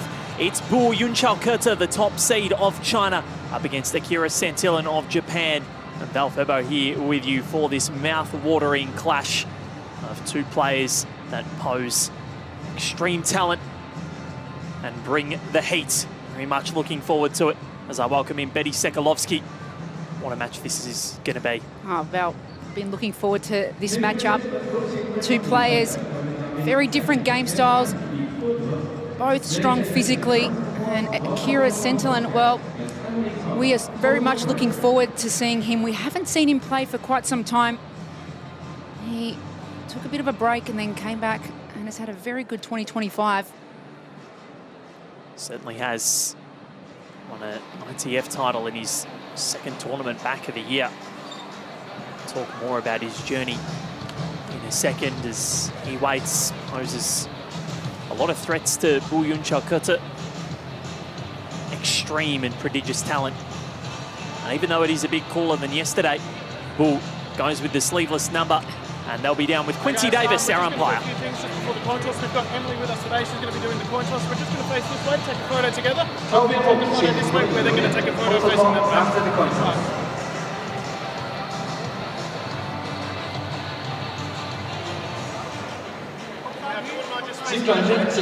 Please turn around. Thank you.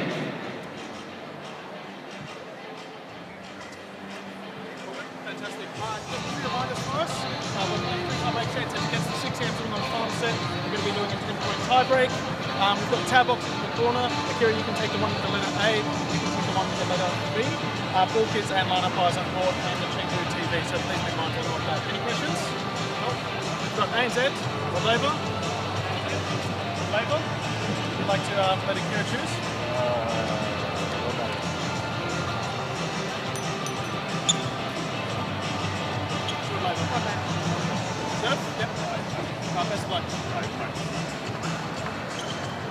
Formalities concluded, warm-ups commencing. Akira Sentilin to serve first in this men's singles final as he looks to make a main draw debut at a Grand Slam. He's gone through qualifying at all four before, but never quite made it through to the big time. And here he is, 28 years of age, 318th in the world, one-handed backhand. Born in Tokyo, has represented Australia before, switched allegiances this year to Japan. 2-7, the ATP Tour, the last of those wins coming in 2017, 8 years ago now. But he has got a lot to offer.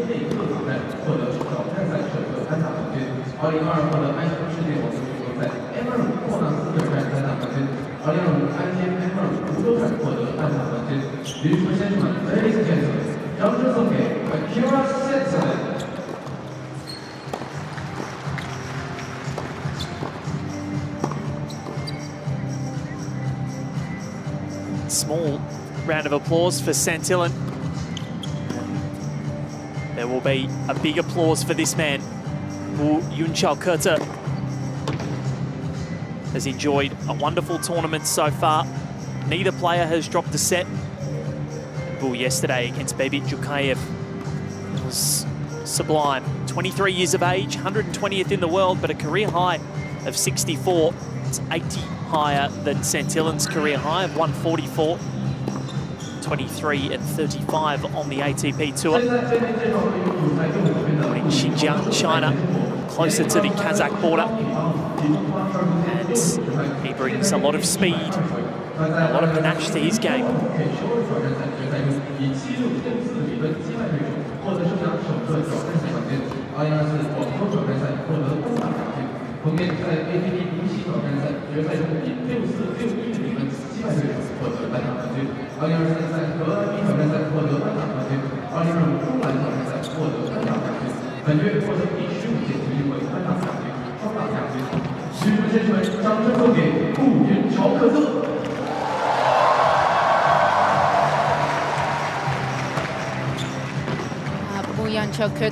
Well, there's not a lot to say. You can hear the crowd.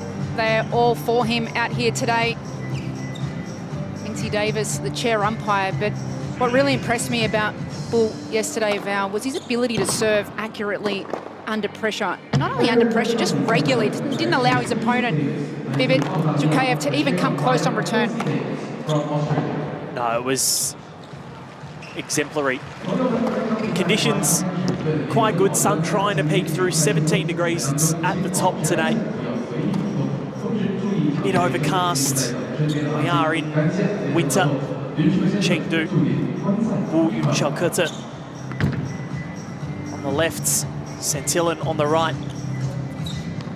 Santillan has been solid throughout the week. Came over the top of last year's top seed, Sun Fajing. Sun had to retire after losing the first set 6-4, but then 6-love, 6-1 over Maximus Jones, and then a big win over Coleman Wong yesterday, 6-4, 6-3, was really impressive. And equally as impressive was Bu's quarterfinal victory over Sumit Nagal, 6-2, 6-2. But now it's the question of how Santillan negates the mental side of things, and that has always been a slight issue for him, and fighting through these big matches. And we must remember that he has previously had Lorenzo Musetti at a set and a break previously, didn't win the match, but he has the quality to take it to the very best. Well, if you speak to anybody that knows of Akira Santillan, the number one thing they will say on a regular basis is how gifted he is. He can transition in all parts of the court. He's an all-rounder around the court. He can play up at net. He can play from the back of the court. His role models are Roger Federer, and you can see there's a bit of a liking to his game. He has a platform stance on the serve, the one-handed backhand, but he's extremely athletic. He moves swiftly around the court. It's going to be an interesting matchup because, well, Jukayev wasn't as physical as the opponent here will face today. End of warm-up. And this will be an interesting matchup defensively for Bull, and how he is able to find a way through Santillan from the back of the court. Never played against each other. First meeting head-to-head. Won't be logged as an ATP matchup or a challenger, but this is by far one of the most important meetings these two will ever have. The opportunity to play at the 2026 Australian Open. It's Akira Santillan to serve first against the top seed, Bu Yunchalketa.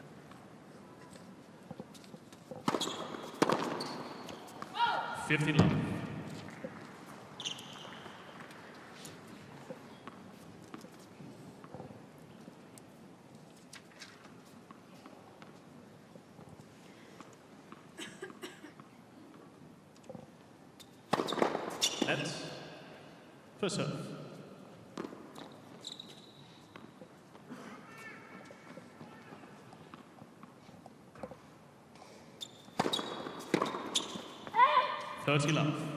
Santillan has had a year to remember. 4 ITF titles. He's gone 4 and zip in terms of finals. Was ranked 1600th on February 3 this year.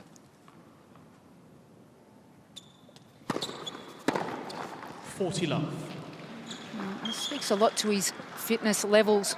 He's a hard worker, but he's played 27 events this year, racking up 82 matches.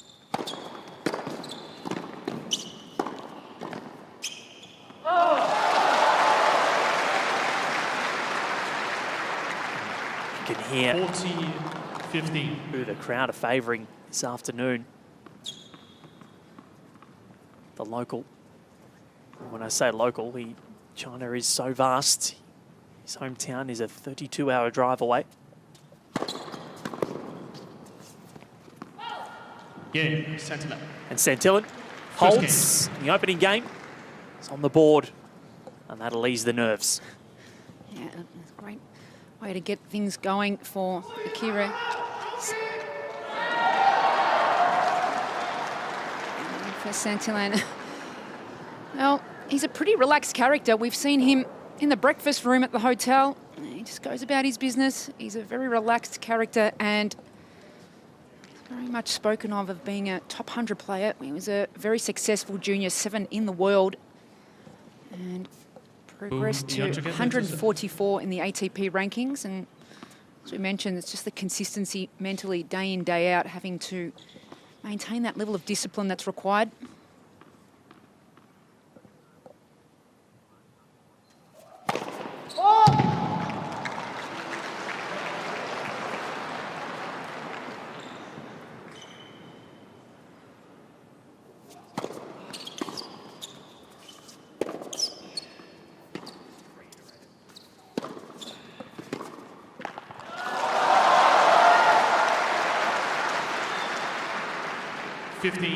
Love.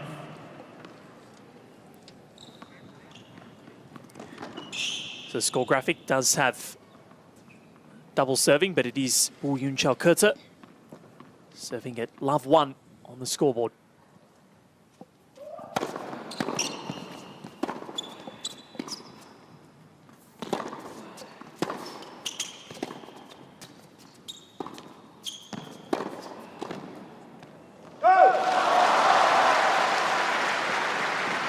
A good approach shot.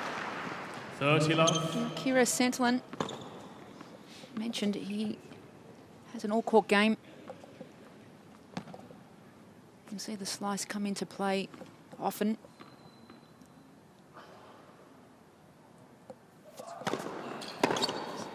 Out 40 love. Santillan staring down that line. Nothing he can do about it now.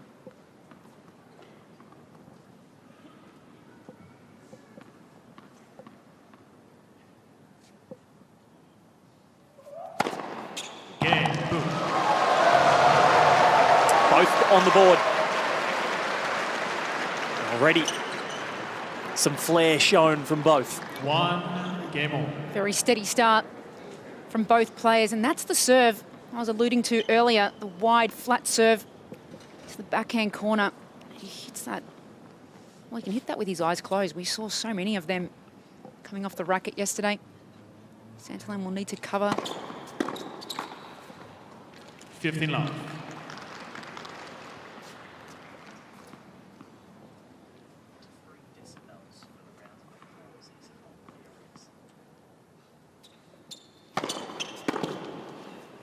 Oh.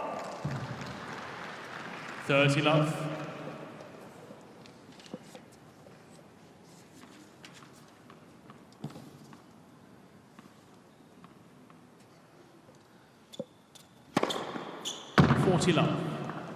Santillan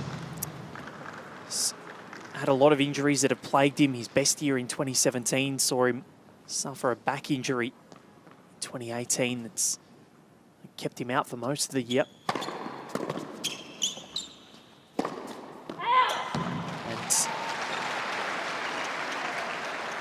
And he'd be desperate to finally make that jump, as you mentioned before. Betty was world number 7 junior. Has the talent to go on and really push in this sport. Still plenty of time. Didn't play from May 2024 to February this year. And he won his second event back in Antalya, Turkey.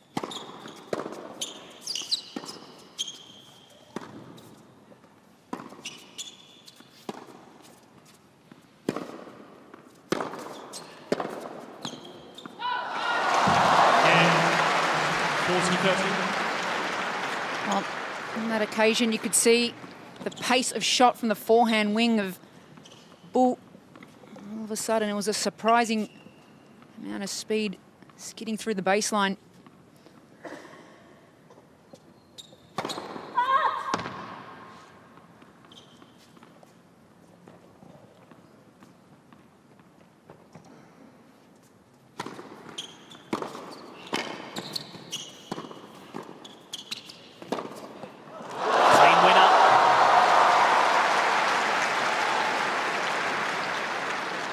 So solid from the baseline.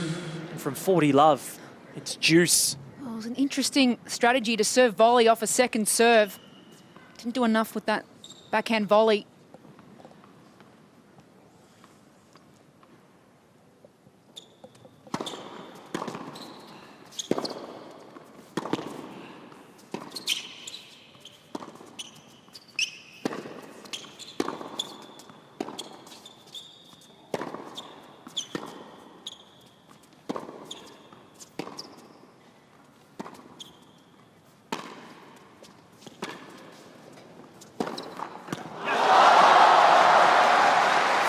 Each other out with the slices.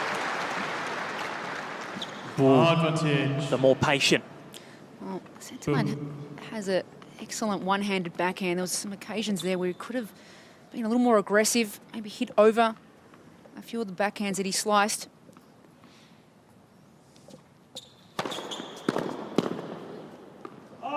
Deuce.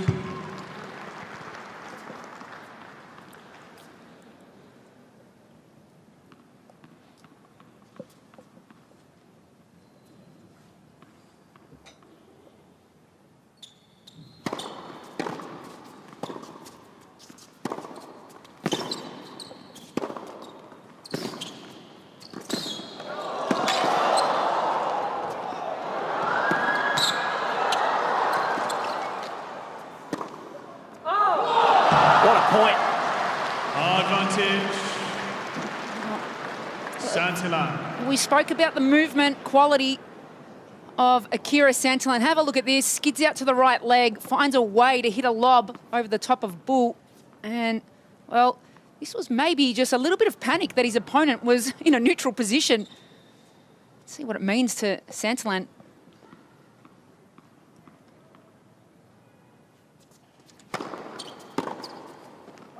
Game, Santillan. What looked like it was going to be a convincing hold. He ended up saving a break point from 40 love, but held in the end. And Akira Santillan leads 2-1 opening set.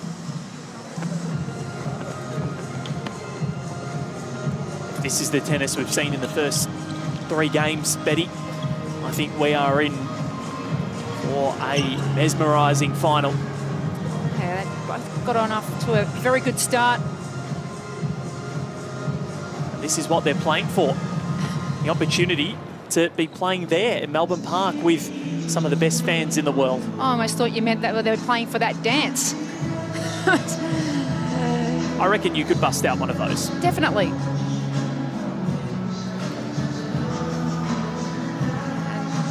As we mentioned previously, Santillan, he hadn't played a lot last year. It's only 7 events in 2024 and has had a very busy 2025. 73% win rate on the ITF circuit and has played heavily on hard court. But to have won, well, 55 wins to 20 losses, it's a fairly good year for someone that had only competed in 7 events in the previous year.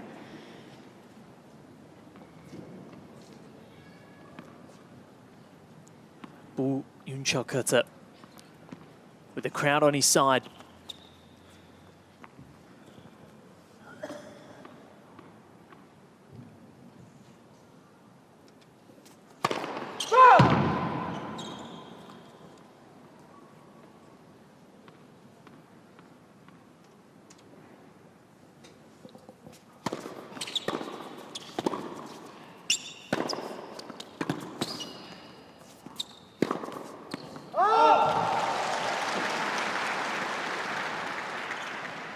A very good look at that one-handed backhand return.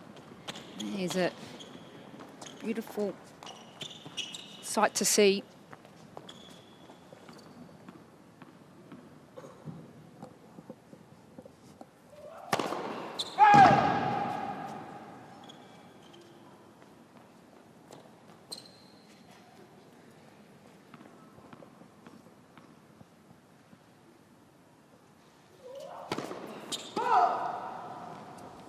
15-all.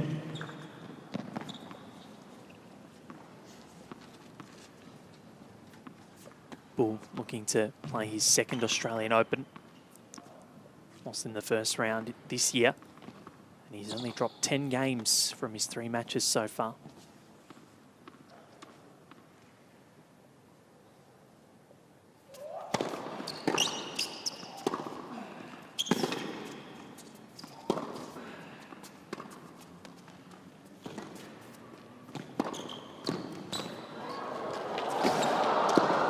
Exquisite movement. The volley was good. Santillan up to the task. 15-30. And it's shots like this, just the ability, and this is talent from Santillan. His ability to retrieve balls but put them in the court with purpose and forcing Bull in all awkward positions. And this will build up as pressure for Bull as the match continues.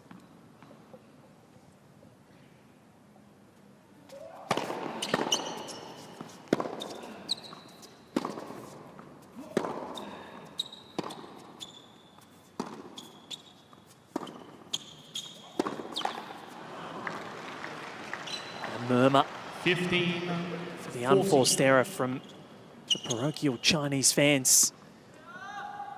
They want to see their man feature at the AO next year, but he's down 2 break points. Akira Santillan on screen. 15-40.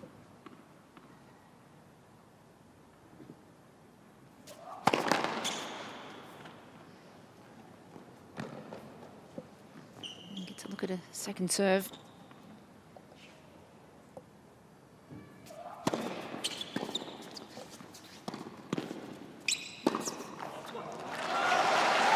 Well, it's an unfortunate miss for Santillan. 30-40. It was a very makeable forehand. Maybe feeling a few nerves.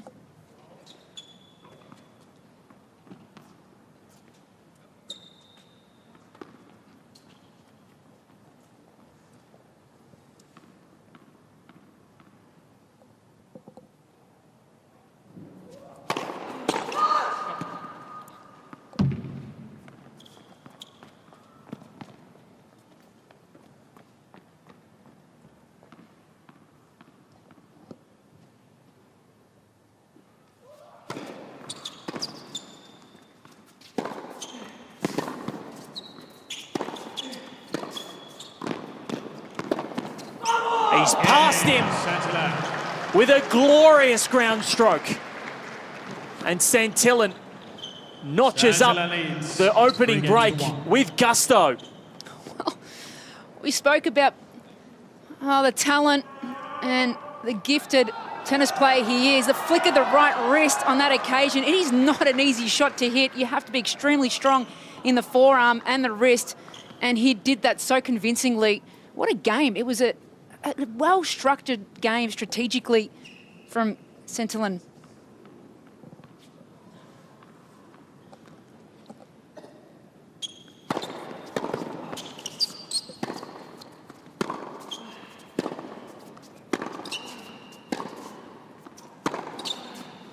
Love. 15. Responds with vigour.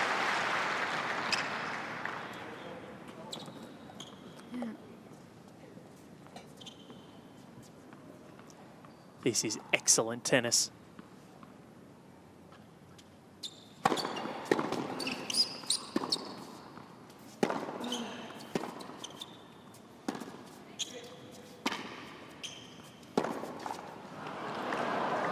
We see Santillan targeting the backhand side of Bull, keeping the ball below knee height. Hits it quite flat. Backhand does Bull. So very good play from Akira Santillan.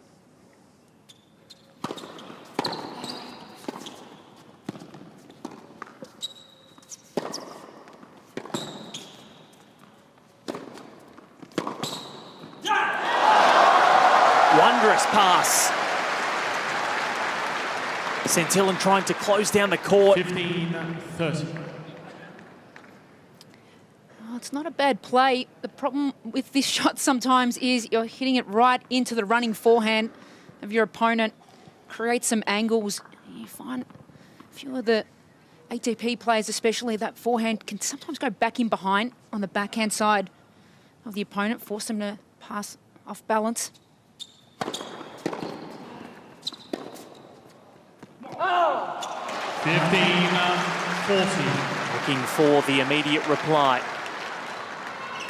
2 break points for Bu Yunchao-Kurta. Mentioned he sort of looks a bit like Alcaraz, or plays a bit like him, and he's got the sleeveless number as well.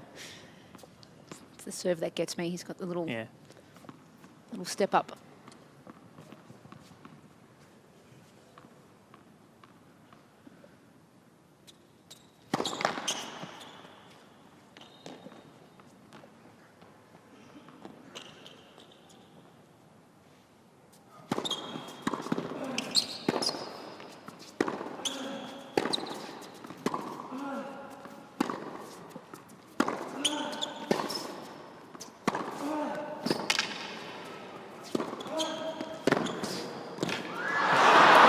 Insane tennis. Somehow Santillan managed to get that over in a spot that Bu couldn't reach. Well, have a look at the movement of Santillan. He just flicks the wrist, gets the ball dropping below net height, forcing your opponent to have to come up with a volley, and it's difficult from that position. Even if ball gets it over the net, he's hitting up on the ball.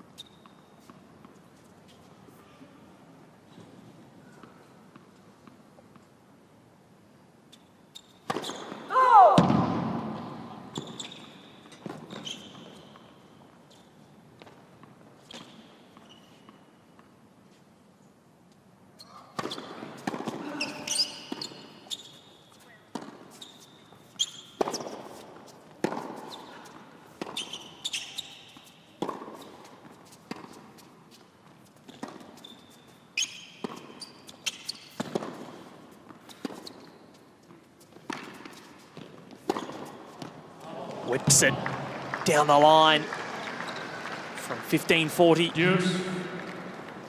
Santillan gets it to Diyas as he looks to consolidate this break.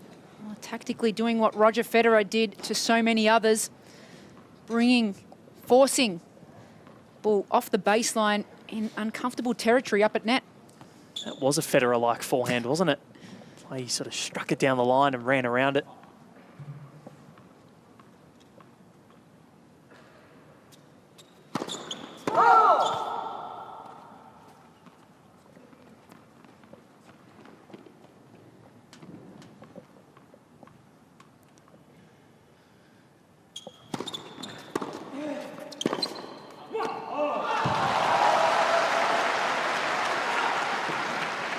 Advantage, boom. Another break point, third of the game for the top seed. Had his best ATP results in China. Semis in Hangzhou and Beijing 2024.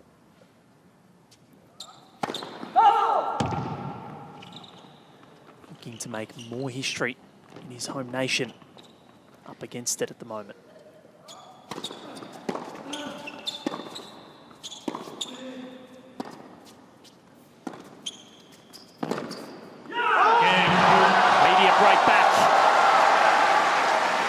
Bu Yunchao-Kurta up for the fight. Santillan leads 3-2 on serve first set.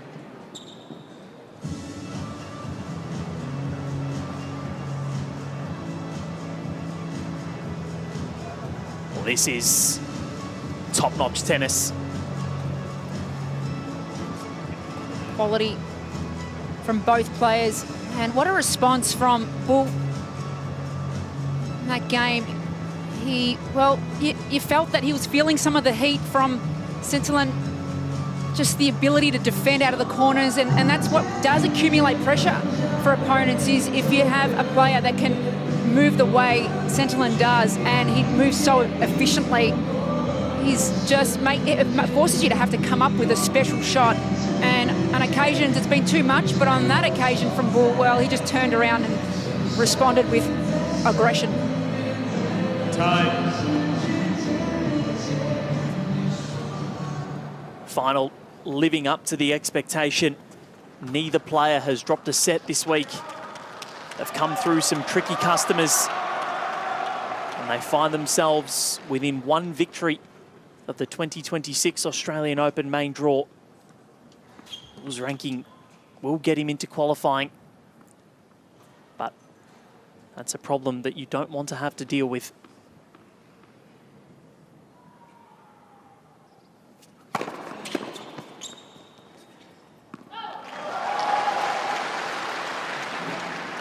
And how much energy will he draw from the crowd? Because this is going to be in favour of him. No question about it.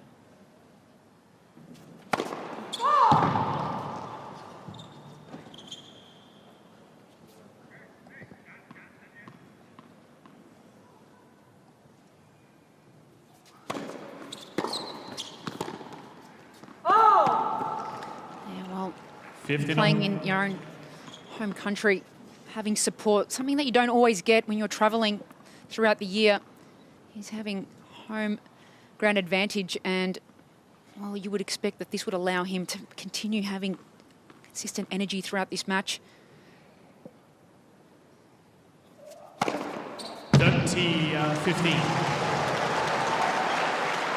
212-kilometre flat serve down the tee. It shows you he's feeling pretty good.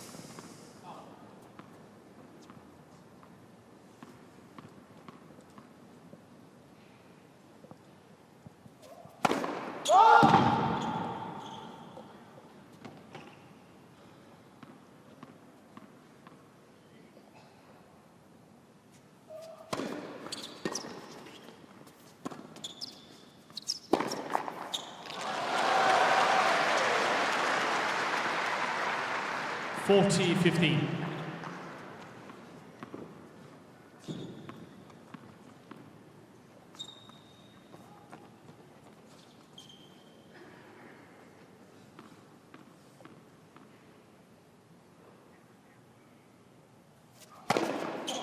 Game.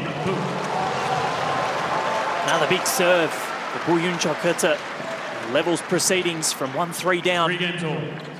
Heaps the pressure right back on Santillan. His coach, Ricardo Ojeda Lara.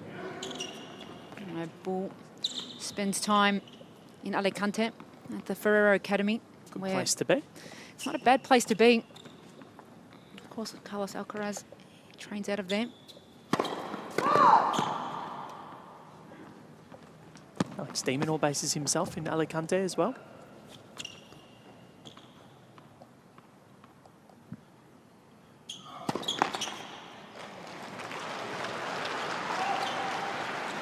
Love 15.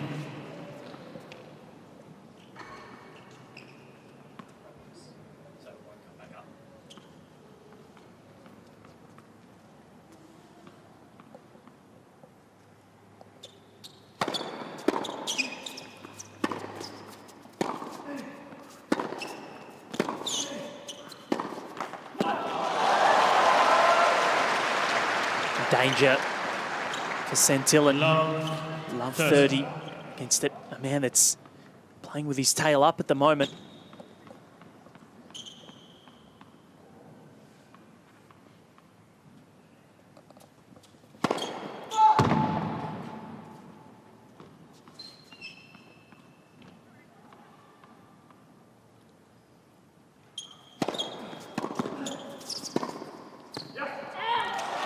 Three break points. Love 40. Forehand currently making most of the unforced errors due to footwork, just unable to move out of the way of the ball quick enough.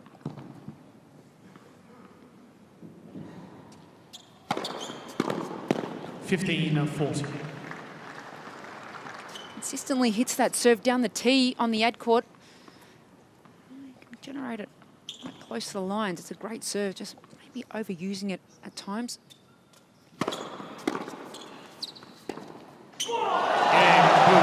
From the breakdown, New balls, please. Wildcard heads to the sit down. 4 games to 3 in front with a break.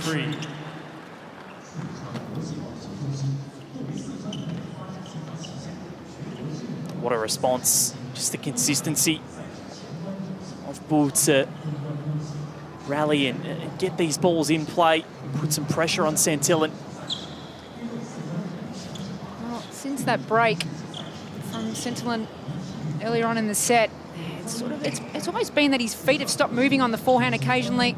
But this man on your screen, Bull, all of a sudden went up another level in aggression and energy. And we spoke about having home court advantage. Well, the amount of applause he is getting, whether he wins or loses the point, is almost the same. And it can be quite an intimidating factor when you're versing someone who is playing in their own home country. You have to deal with that. You have to deal with the noise. Novak Djokovic quite often says that he almost just thinks about something else. He almost pretends that he's winning, even when he isn't.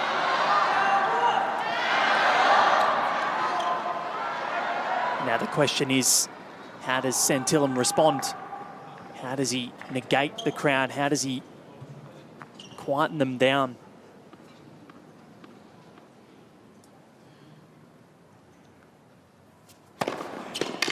Fifty love. 206 down the tee.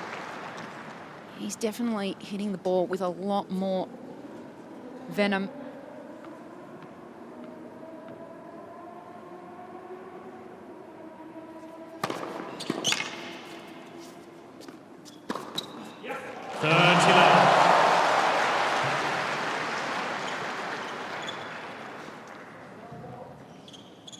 Look at the serve. Doesn't allow the ball toss to drop too much, and that's the key. If you look at all the greatest servers, they get up to the apex, they don't let the ball drop too much. Yep.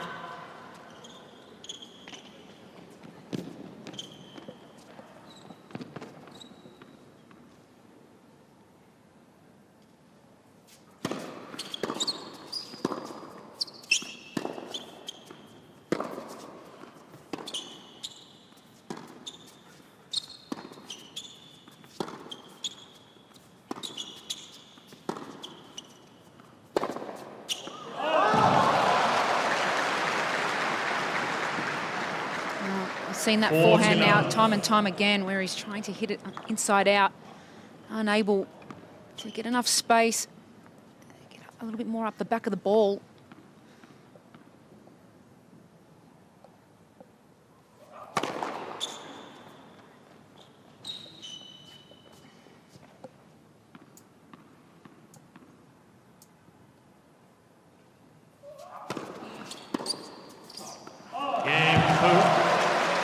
Convincing holds to consolidate the break. He's won 4 consecutive games. Who leads 5 games to 3. And now Santillan must serve to stay in the opening set. We saw Santillan this morning when he warmed up, was hitting two-handed forehands and just shows the talent that he's got.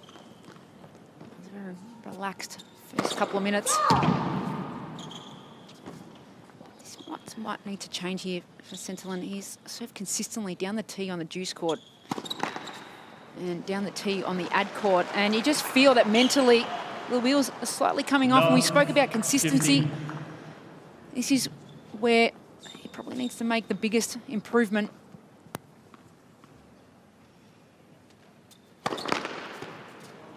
And Bull reading the tee serve.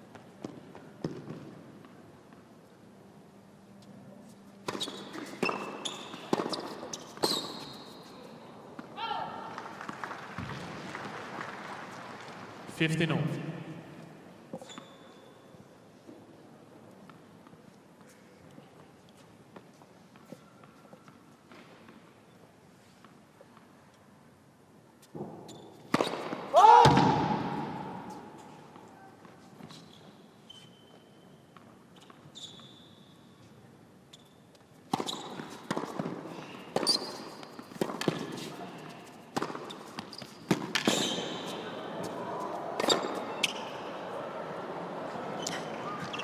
Santillan puts it away. 15. It's really important that he holds in this game because at love 15, he had lost 15 of 17 points. Yeah, it's important just to maintain a little bit of momentum down your end of the court. But this, for me, is becoming a bit of a problem. If you watch whether he goes down the tee here again. Ball almost taking one step across to his right.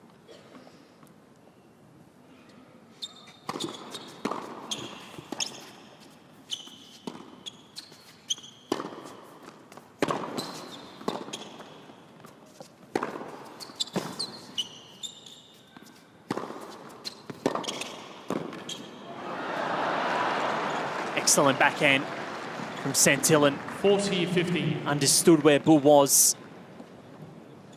Yeah. I really like this play from Santillan. Draws his opponent in. He almost likes having a target. Gets that ball dipping down by the shoelaces. Game. Santillan. Big hold for Akira Santillan. Who leads 5 games to Bull will come out and serve for the first set. A resumption at 5 games to 4.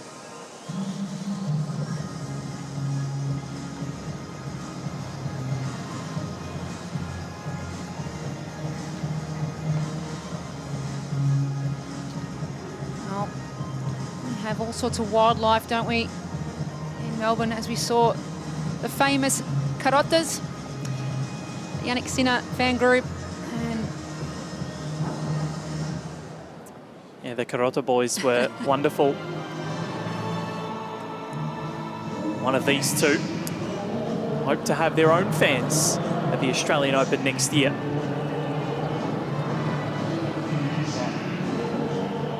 sure what song that is, but the crowd enjoying it. Crowd are enjoying their day out. The Sichuan International Tennis Centre, as we are. time. This place is a sensational host for this competition.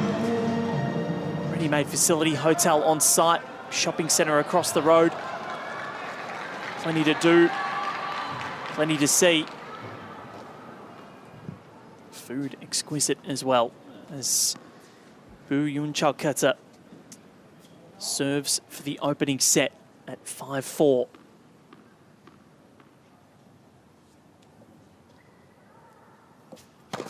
Let's first serve. So important for Akira Santillan to get involved in the point early and try and force ball into Kata into the net.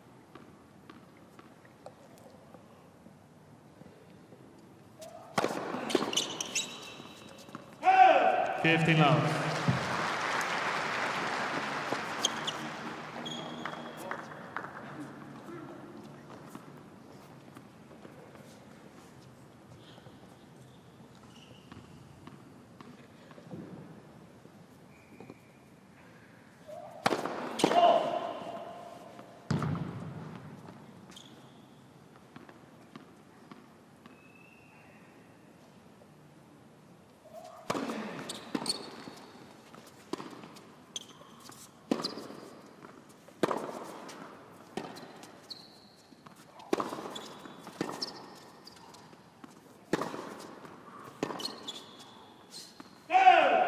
Dirty love.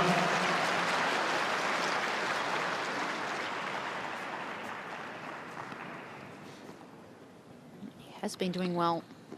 Santillan on that backhand slice is when he's aiming shorter in court, almost aiming for the service line, where it forces your opponent to move off the baseline. 40 love. Run away to 3-set points. That was only 167. But showing his variety.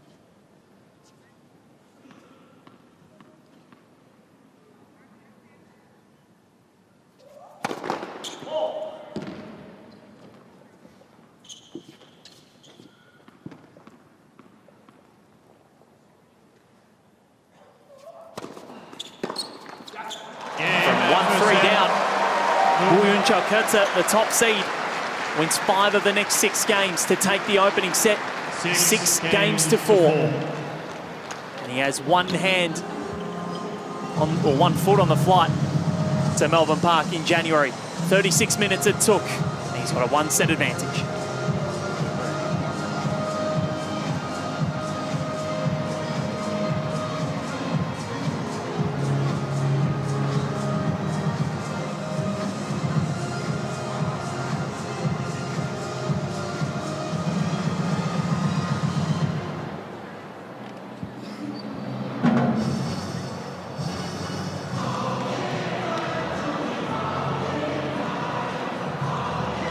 So a mighty finish to that opening set for Wildcard. Managed to find another gear when he was challenged. And here is the service motion. Steely, determined look of Wildcard.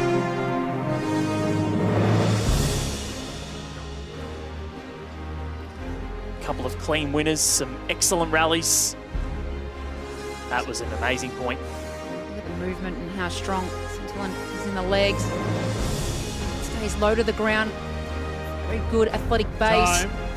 Able to maintain balance when he should be off balance. And his movement is elite, isn't it? Yeah, it's incredible. Wonderful to watch. It was an enthralling opening set. One that we both enjoyed. Second set, Scintillant to serve. Second getting underway.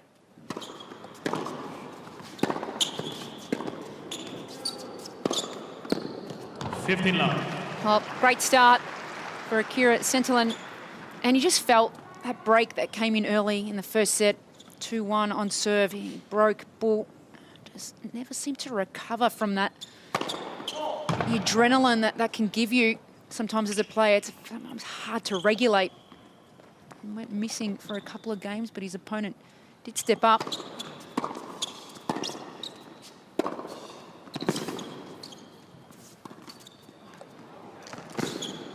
That is something he used to great effect yesterday against Babit Jukayev. 15-0. Slide out wide on the forehand, recognising that Scintillant was way out of court. Scintillant serving 15 all.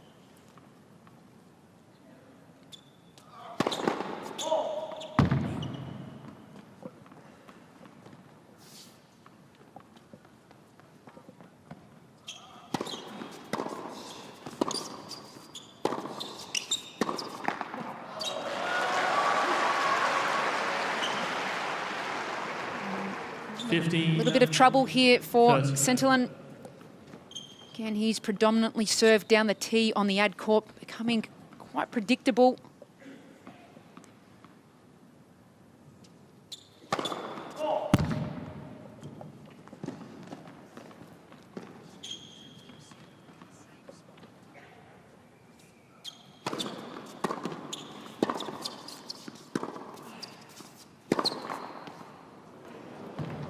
Clipped the net and skidded through. It's quite incredible.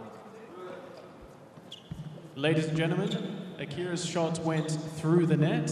This is not a legal shot. Point to boom. Well, there you go. It felt like it bounced off the net at a weird angle. 15-4. 2 break points. Just applauding his opponent for sportsmanship. That's for serve. That is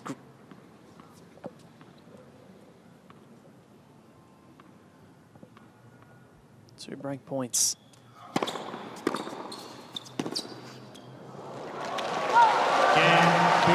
Excellent sportsmanship from Akira Scintillant, and an excellent result for Wildcard, who breaks in the opening game of set number 2, having won the first 6-4.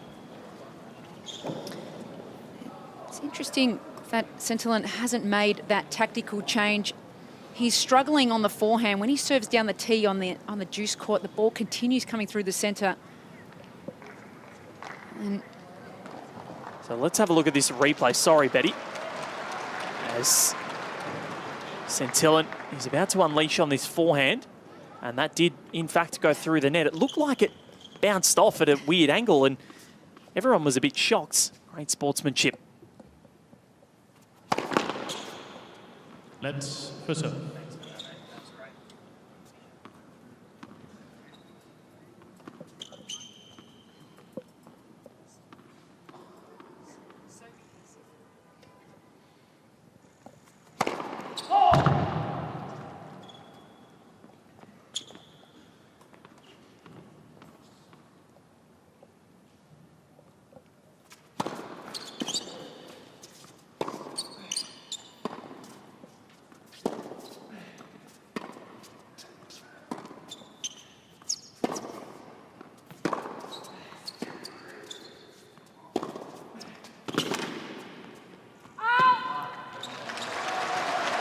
Finding another gear still. 15 love.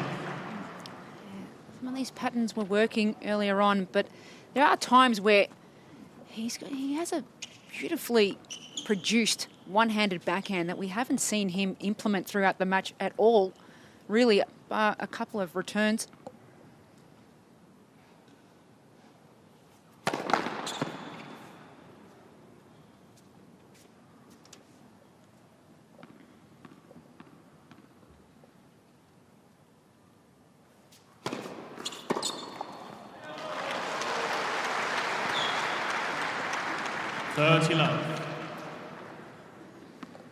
Body language. Centilin really needs to get up on his toes right now. Create a bit more of a presence.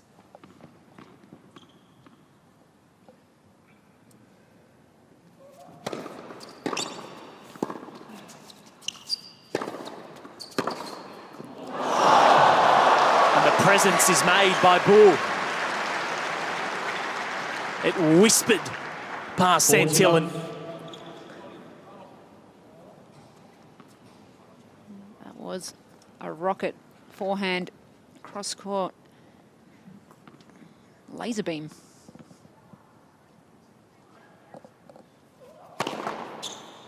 Through.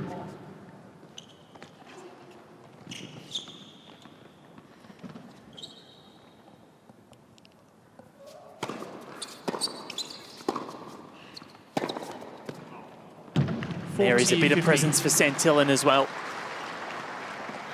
That forehand works well for him. Centilin, where he hits it across his body. It's the forehand where he has to direct it into the backhand side of Bull. He struggles a little bit more.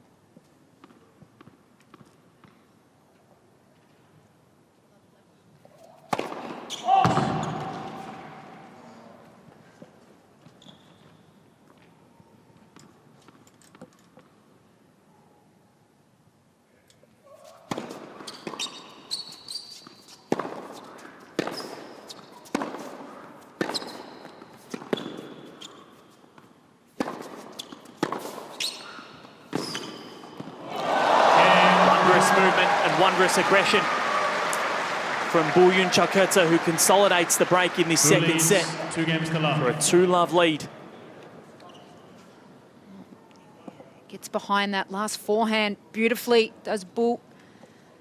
It was a heavy forehand from Centilin that was directed inside in. Able to create a greater angle. He's playing lights out tennis.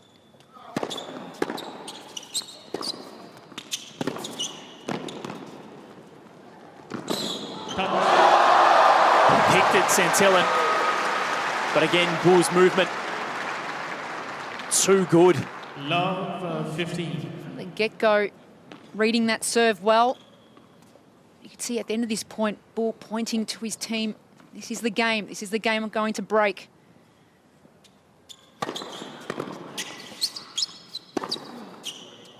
Not if Centilin has anything to say about it. 15. Difference in decibels is stark, isn't it? That's kind of a respectful clap for Centilin, but raucous cheer for Bull.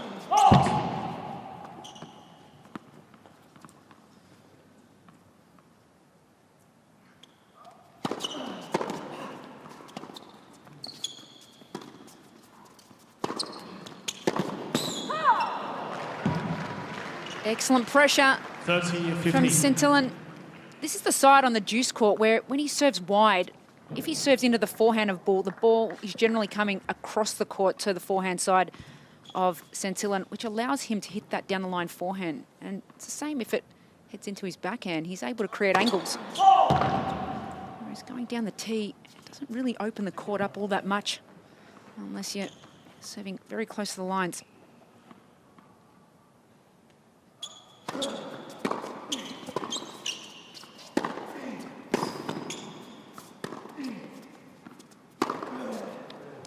Can't give him that height. Your forehand 40-15. is a staple of the Centilin game. That was a slide out on the right leg. It's almost like he was playing on clay.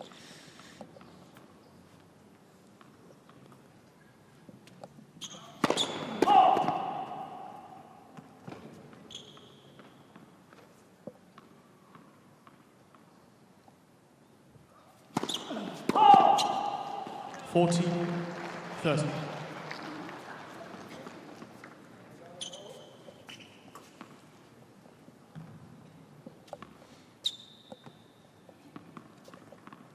See if Bull starts to shift his weight over to the right. Again, Santillan. Didn't have time to.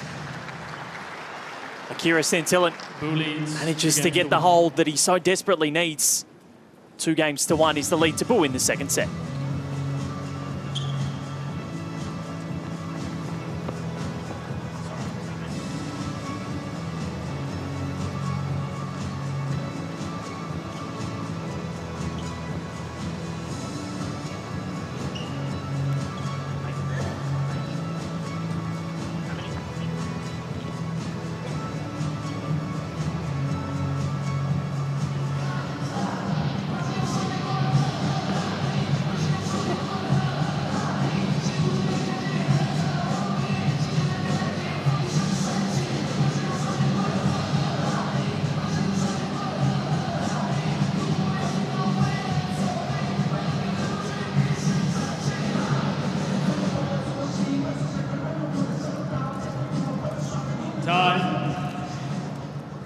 Santillan up and out of his chair quickly.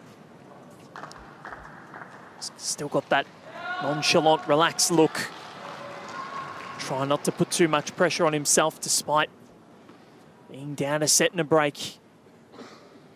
Bull has been such a good front runner all week. Both were yet to drop a set coming into this clash.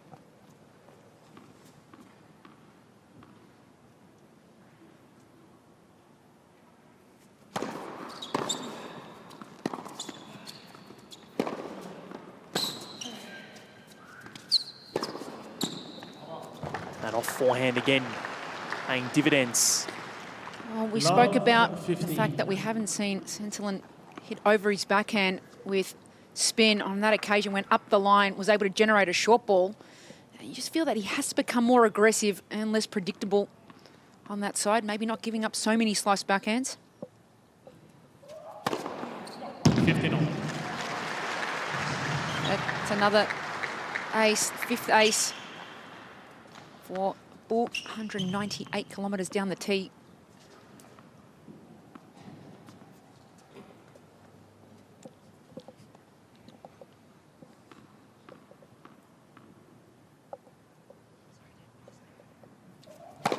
Let's first serve.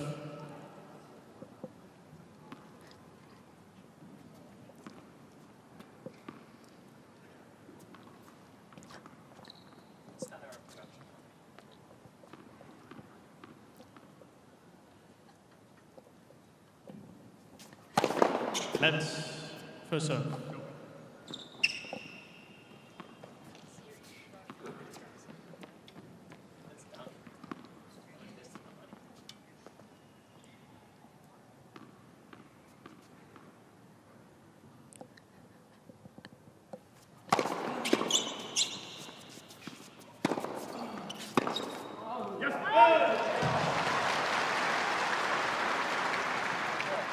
$30-15. The crowd would be giving Bull just that extra little bit of energy. You can just see in the way that he's moving and bouncing around the court. Didn't have this intensity yesterday, bigger occasion as well.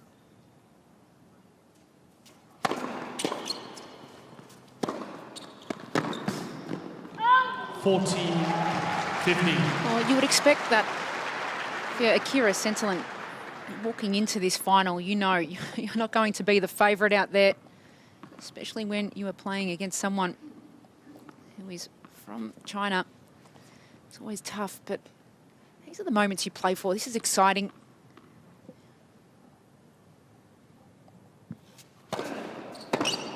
Yeah, Malibu. Another convincing hold. 3-1 is his lead. He's 3 off a spot in the men's singles draw in January's Australian Open. Leads 3-1.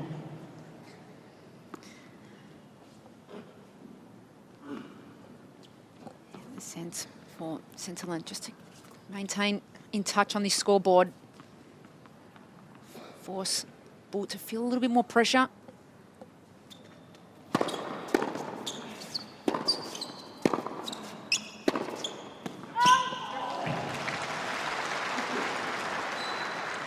Love 15.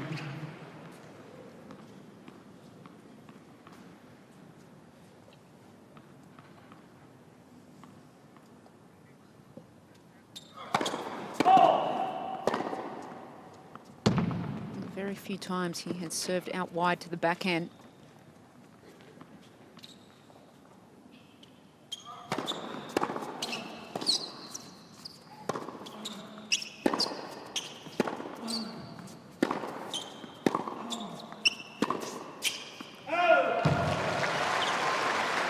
Danger signs for Santillan. Love 30. Second break would be mightily difficult to overcome. Well, he's tapping his strings, not sure why he's missing forehands. Occasionally pulls away a bit early before contact is made. And it can make the racket face open up prematurely.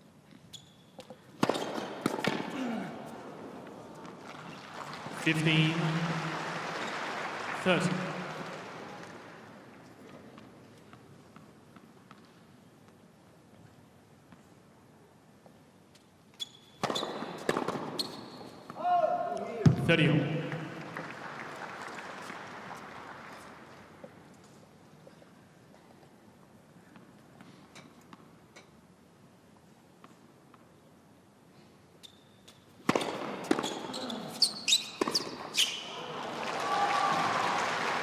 Those errors can hurt you mentally.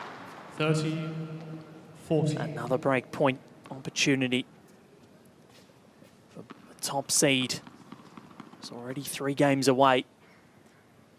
This would put him in even more of a box seat.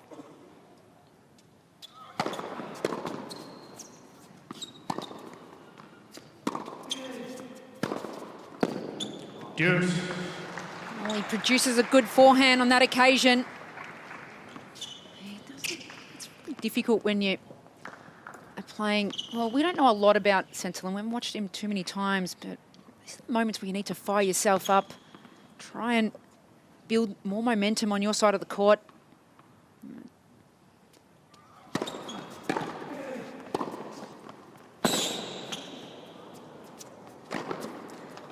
And that's the pattern.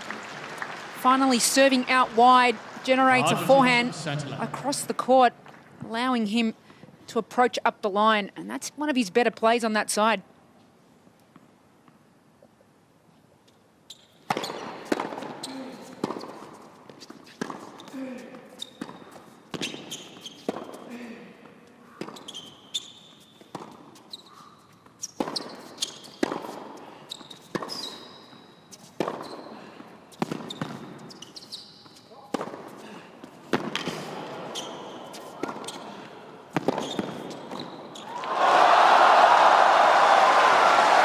Pure ball striking. Finished off at the net by the top seed. Moving Santillan from side to side. An excellent point from both players, but particularly Boo coming into the net at the right moment. And how quickly did he move in position for a lot of those forehands? He was there in no time at all.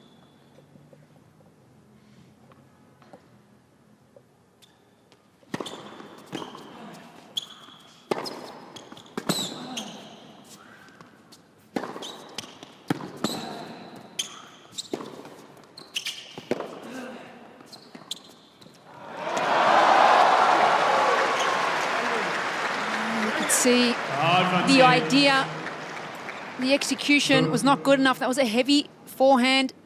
Ball was too high to be hitting a drop shot.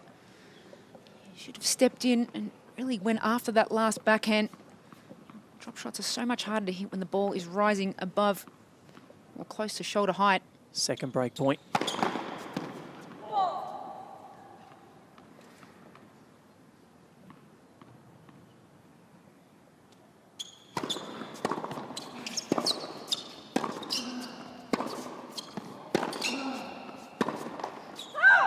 He's missed. Yeah, boom. Yunchuk hits the double break in the second set. It's 4 games to 1.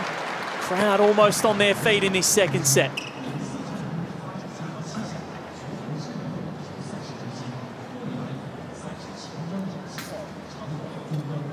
Now it's a question for Santillan of how he can regroup mentally. He looks like not a shadow of the player from when he was up 3-1 in the first set, but things just aren't clicking. So what can he do to change? You've mentioned a few different things, Betty.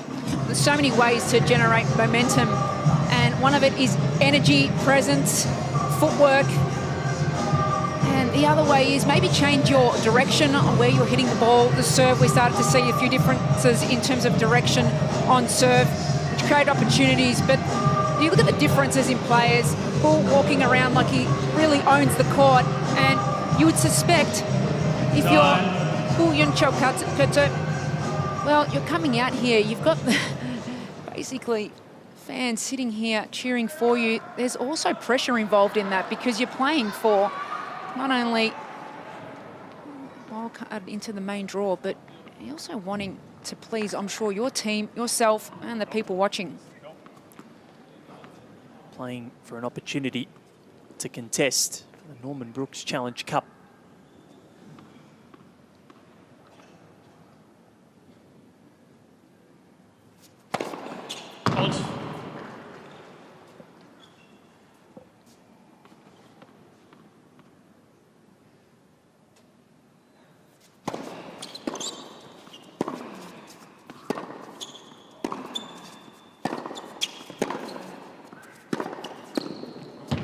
Punishing forehand. If he can get more of those in his sitting zone where he can go down the line sort of with that inside-out forehand, he looks like a different player. He does, and all of a sudden we saw that one-handed backhand, which makes the ball get down the end of Bull a lot quicker, taking time away. 59. Ace number 6 for the top seed.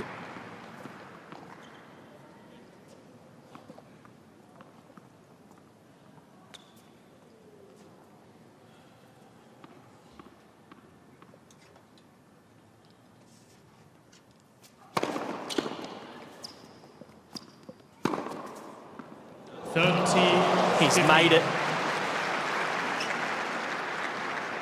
Crowd showing their appreciation for the top spin on that. Heavy spin just dropping in. Almost looks like it's going out until it's not.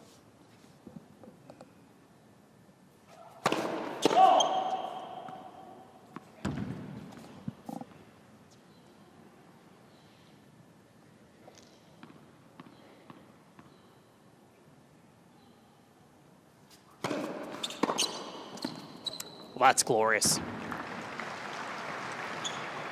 Something special about a one-handed backhand winner. It's a beautiful shot. Technically, he hits it spot on. A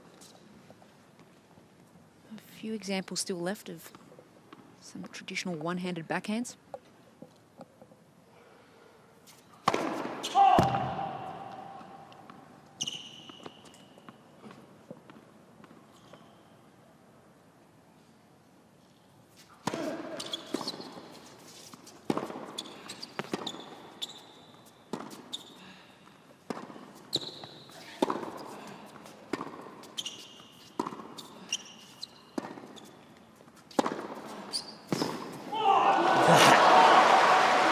Should be a registered weapon. That is absolutely wonderful.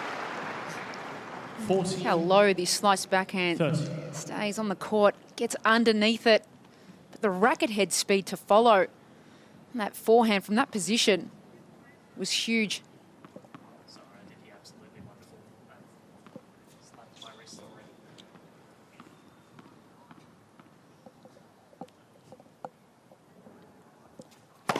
Let's first serve.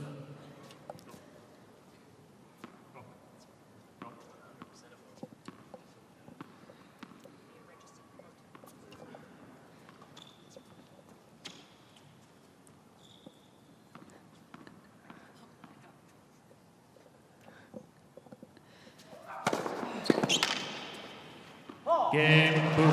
Another convincing hold. New balls, please. Buyun Chokata is 1 game away from a berth at the Australian Release Open 5, in 2026. And the funny thing is that that first set is the most games that he's dropped in a set for the entire week. He has just been that dominant, but he's just gone to another level in this second set, just all over Santillan, not allowing him any room to breathe.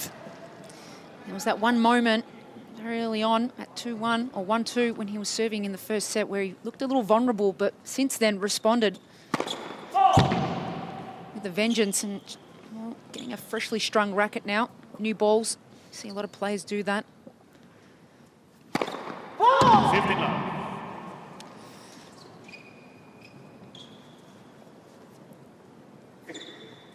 Maybe a little bit of frustration seeping through right now for Kira Santillan.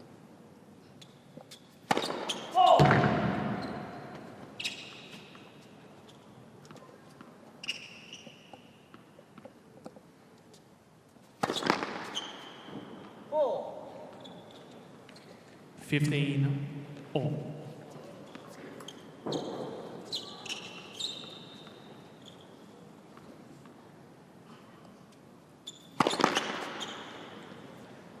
All of a sudden, 210-kilometre first serve from Kira Santillan.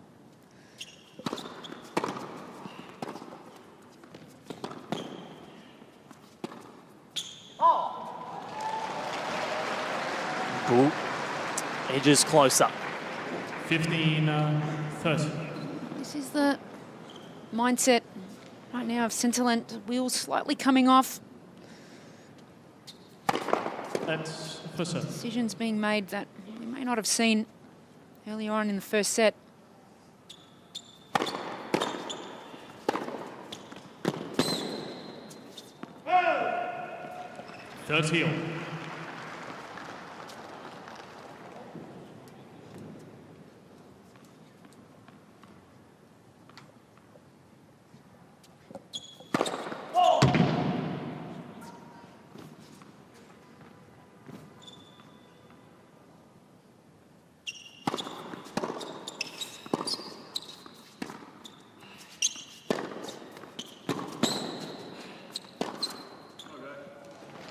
Too good. Santillan finds the winner. It was a big point because if he lost it, he was match point down. It's his first forehand, able to push his opponent out of court and then back in behind.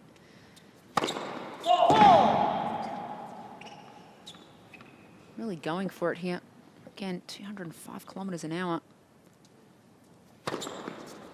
Game, Santillan. And he went for it again. 188 kilometres an hour for a second serve ace. Who leads 5 games to 2. Fourth of the match so far. And it'll be Bull who comes out to serve for it at 5-2 in the second set.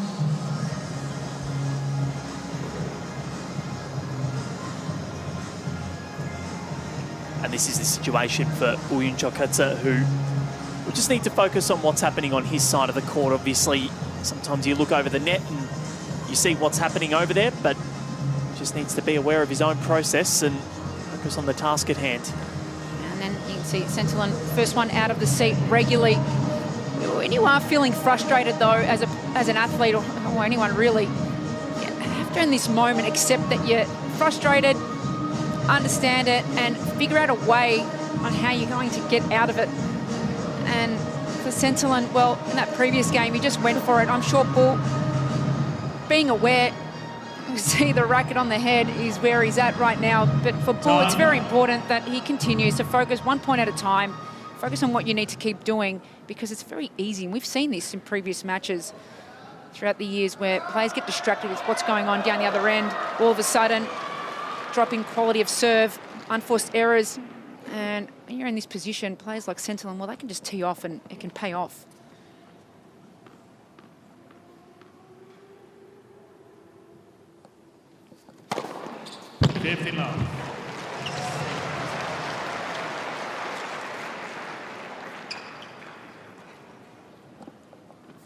Only lost 3 points on first serve for this match. Boo, 7th ace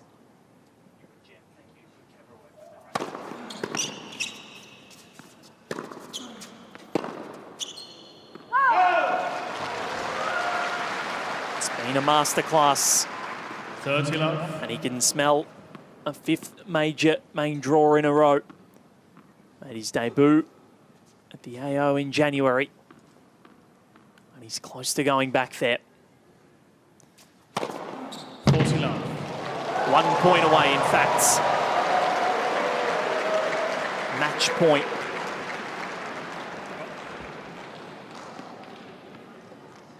Serving masterclass in this match.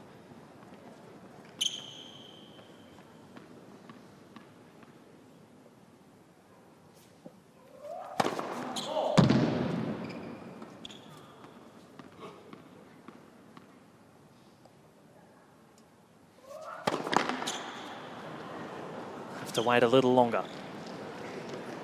40-50. Feeling some nerves, be a very natural reaction. Just keep swinging. It's the most important thing.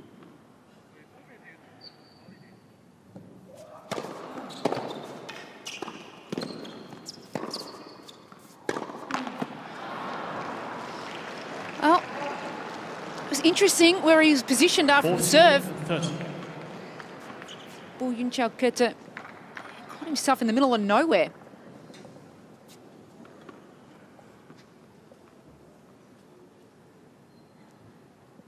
Big deep breath.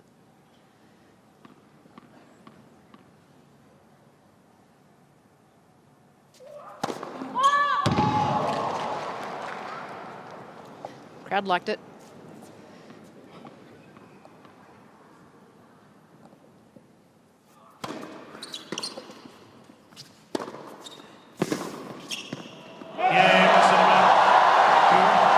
Bounces back to Melbourne Park. The top seed doesn't relinquish a set all week. And overcomes Akira Santillan 6-4, 6-2 to claim that elusive accreditation and move through to a 5th successive Grand Slam men's singles main draw. And what a performance it was from him this week. Incredible performance, and well, how dominant was Wildcard on serve. Amazing serving performance, and it got a little tricky towards the end. There was a couple of points where we thought, okay, the nerves are starting to creep in. The crowd are loving it, and as they should. 7 aces, lost 3 points on serve, and he books a date with Melbourne Park. He'll be on the plane. The crowd enjoying the change of shirt. 3 points on first serve, I should say. He lost throughout the match. It was a masterclass.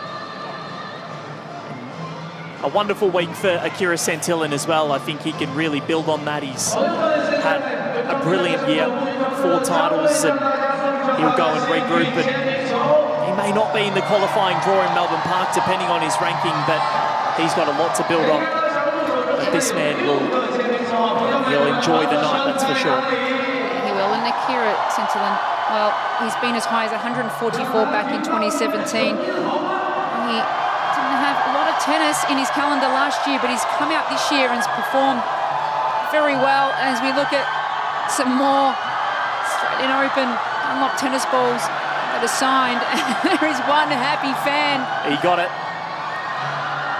That'll go in the frame.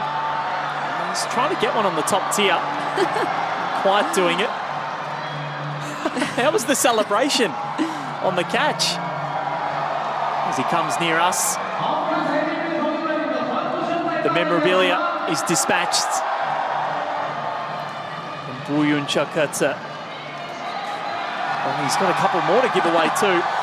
He's wondering which way he knows how to deal with the crowd. Up it goes. Where's it gone? Has anyone taken it? Yes. Well done, sir. Well, surely a tennis fan has a US Open hat. Yep. Now he's going over the other side of the net. Well, he keeps them waiting. He's a crowd teaser. He's also a crowd pleaser. He's mixing it up, making sure all areas of the stadium are covered. He's a popular man, he's Buyun Chakota. And Santillan, not to be for him today. As he checks the phone, I'm sure there's a few messages of support and well wishes, because it was a brilliant week. He defeated some solid opponents. Yeah, and look, for Santillan, you just feel that he'll have to continue building on these experiences. 2年进入到了澳网的正赛，同时这也是第一次你们作为对手交手，因为此前你们是队友。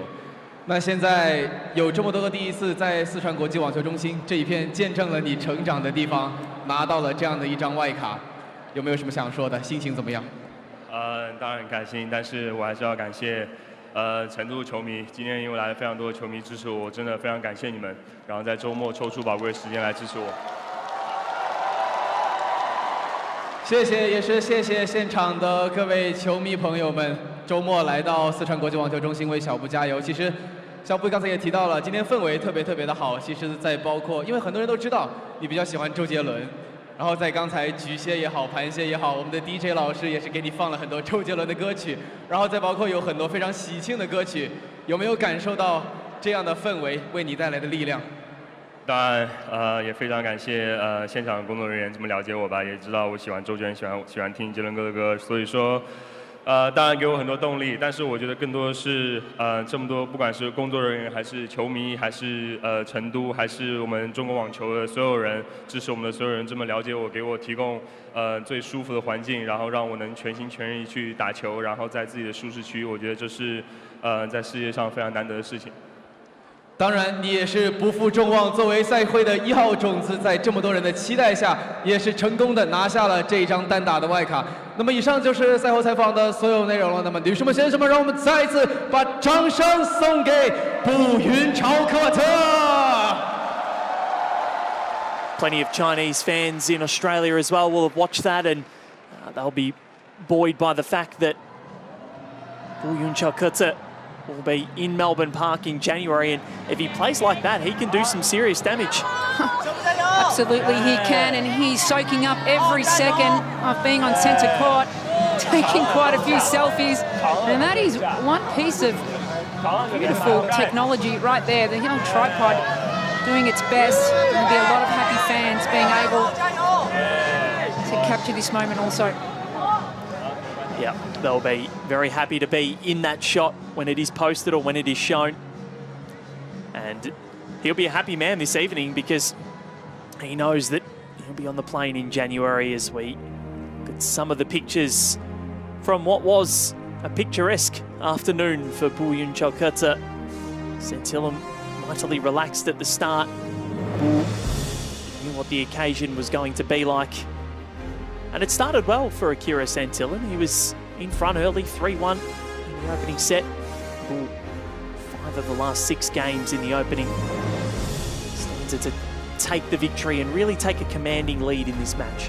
He did. It started off very well, and just the quality of player and where they're at in their respective careers at the moment. Both players, different stages. Chakota has been as high as 64 in the world this year, and spoke, he'll be in Melbourne in his position in the main draw, and it's such a relief knowing that the next month you get to continue to build on your form, plan out your tournament schedule, knowing that you'll be at Melbourne Park come January. Exciting time for him and his team. A wink to the crowd, thumbs up. What a performance it was. And he had them around his fingertips, and that man, he loved it.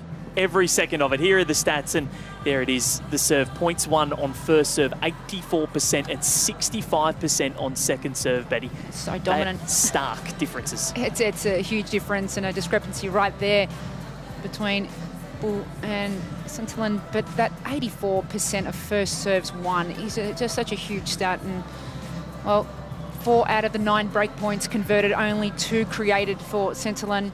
We saw him break at 2-1 in the first set, and he just didn't look like the same player afterwards, but his opponent was able to lift. Yeah, and Lifty did. An hour and 10 minutes. It was a quick affair in the end.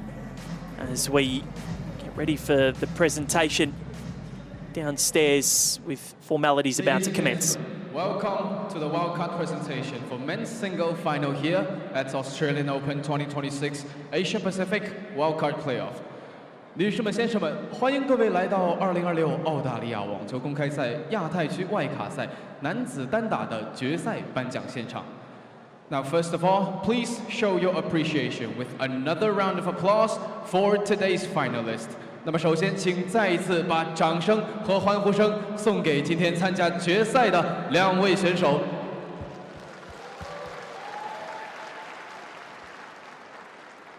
谢谢。And also, rounds of applause for the chair umpire for this match, Quincy Davis from Australia. Thank you for your dedication. 同时，我们也要感谢本场比赛的主裁判，来自澳大利亚的 Quincy Davis。谢谢。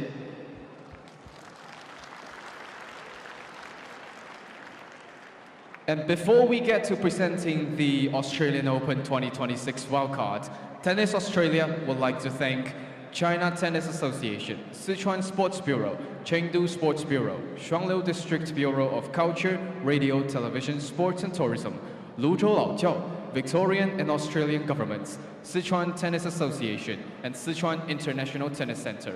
All Australian Open sponsors, players, coaches, staff, officials, volunteers, and bar kids for their involvement in Australia Open 2026 Asia Pacific Wildcard Playoff.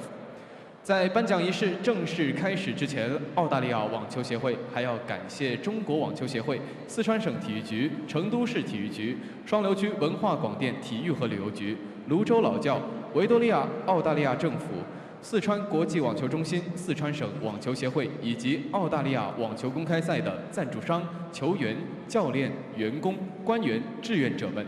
感谢你们对2026澳大利亚网球公开赛亚太区外卡赛的参与以及贡献。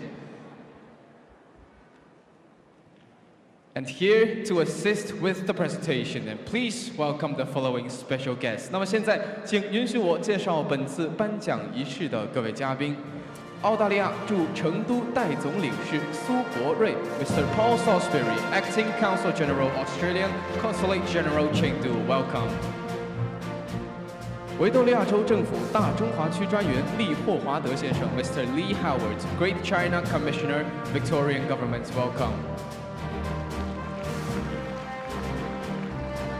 大洋洲网球联合会主席维基里德女士 ，Mrs. Vicky Reed, President Oceania Tennis Federation, welcome.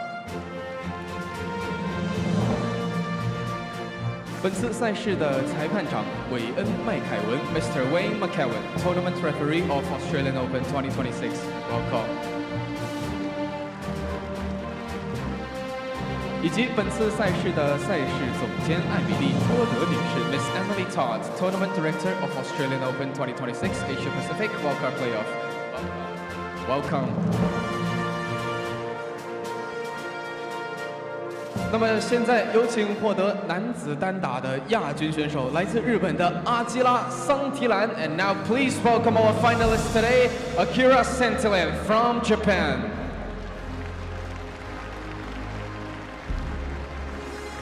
And now to present the flowers to our finalists, Mrs. Vicky Reed and Mr. Lee Howard, to present a gift. 那么现在有请维基里德为选手颁发鲜花，有请利霍华德先生为选手颁发熊猫玩偶。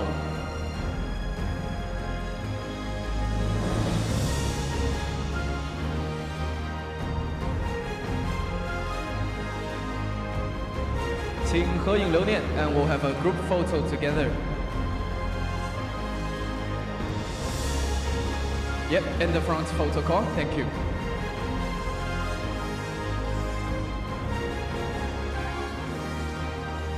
谢谢，请回位 ，Thank you. Please return to your place. 再一次把掌声送给我们的亚军选手。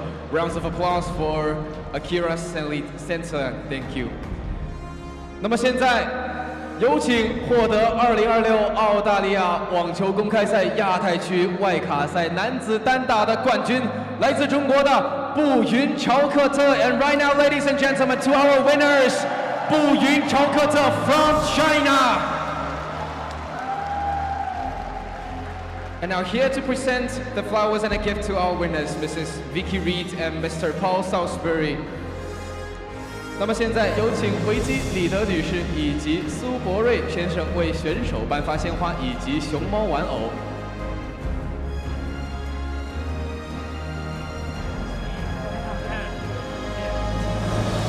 And now here to present Fu Yunchao Gote with his 2026 Australian Open accreditation is Miss Emily Todd, Tournament Director. 那么现在有请赛事总监艾米丽·托德为选手颁发2026澳大利亚网球公开赛外卡。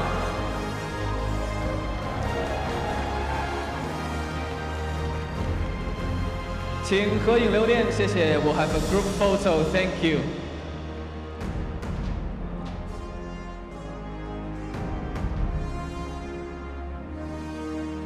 Thank you, and right now let's invite all of the finalists and our special guest come to the Chengdu side, and we will have a group photo together. 那么现在有请所有的获奖选手以及我们的颁奖嘉宾们来到前方的成都标志，我们进行合影留念。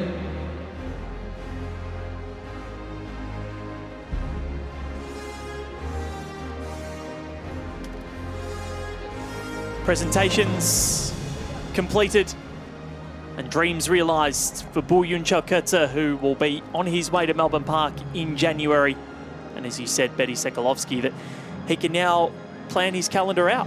Can rest easy, can Bu Yunchao Gote, and it's just soaking up these moments. They don't last forever, and he has a lot to look forward to come January.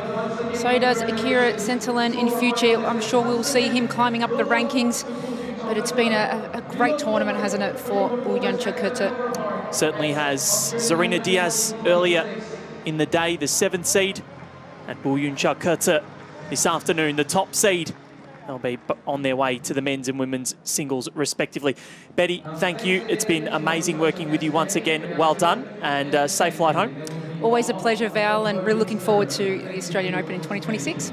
So am I. That wraps us up here at the Sichuan International Tennis Centre for the 2026 Australian Open Asia Pacific Wildcard Playoff. We hope that you've enjoyed it as much as we have. Val Furbo and Betty Sekulovsky signing off for now. Have a great day.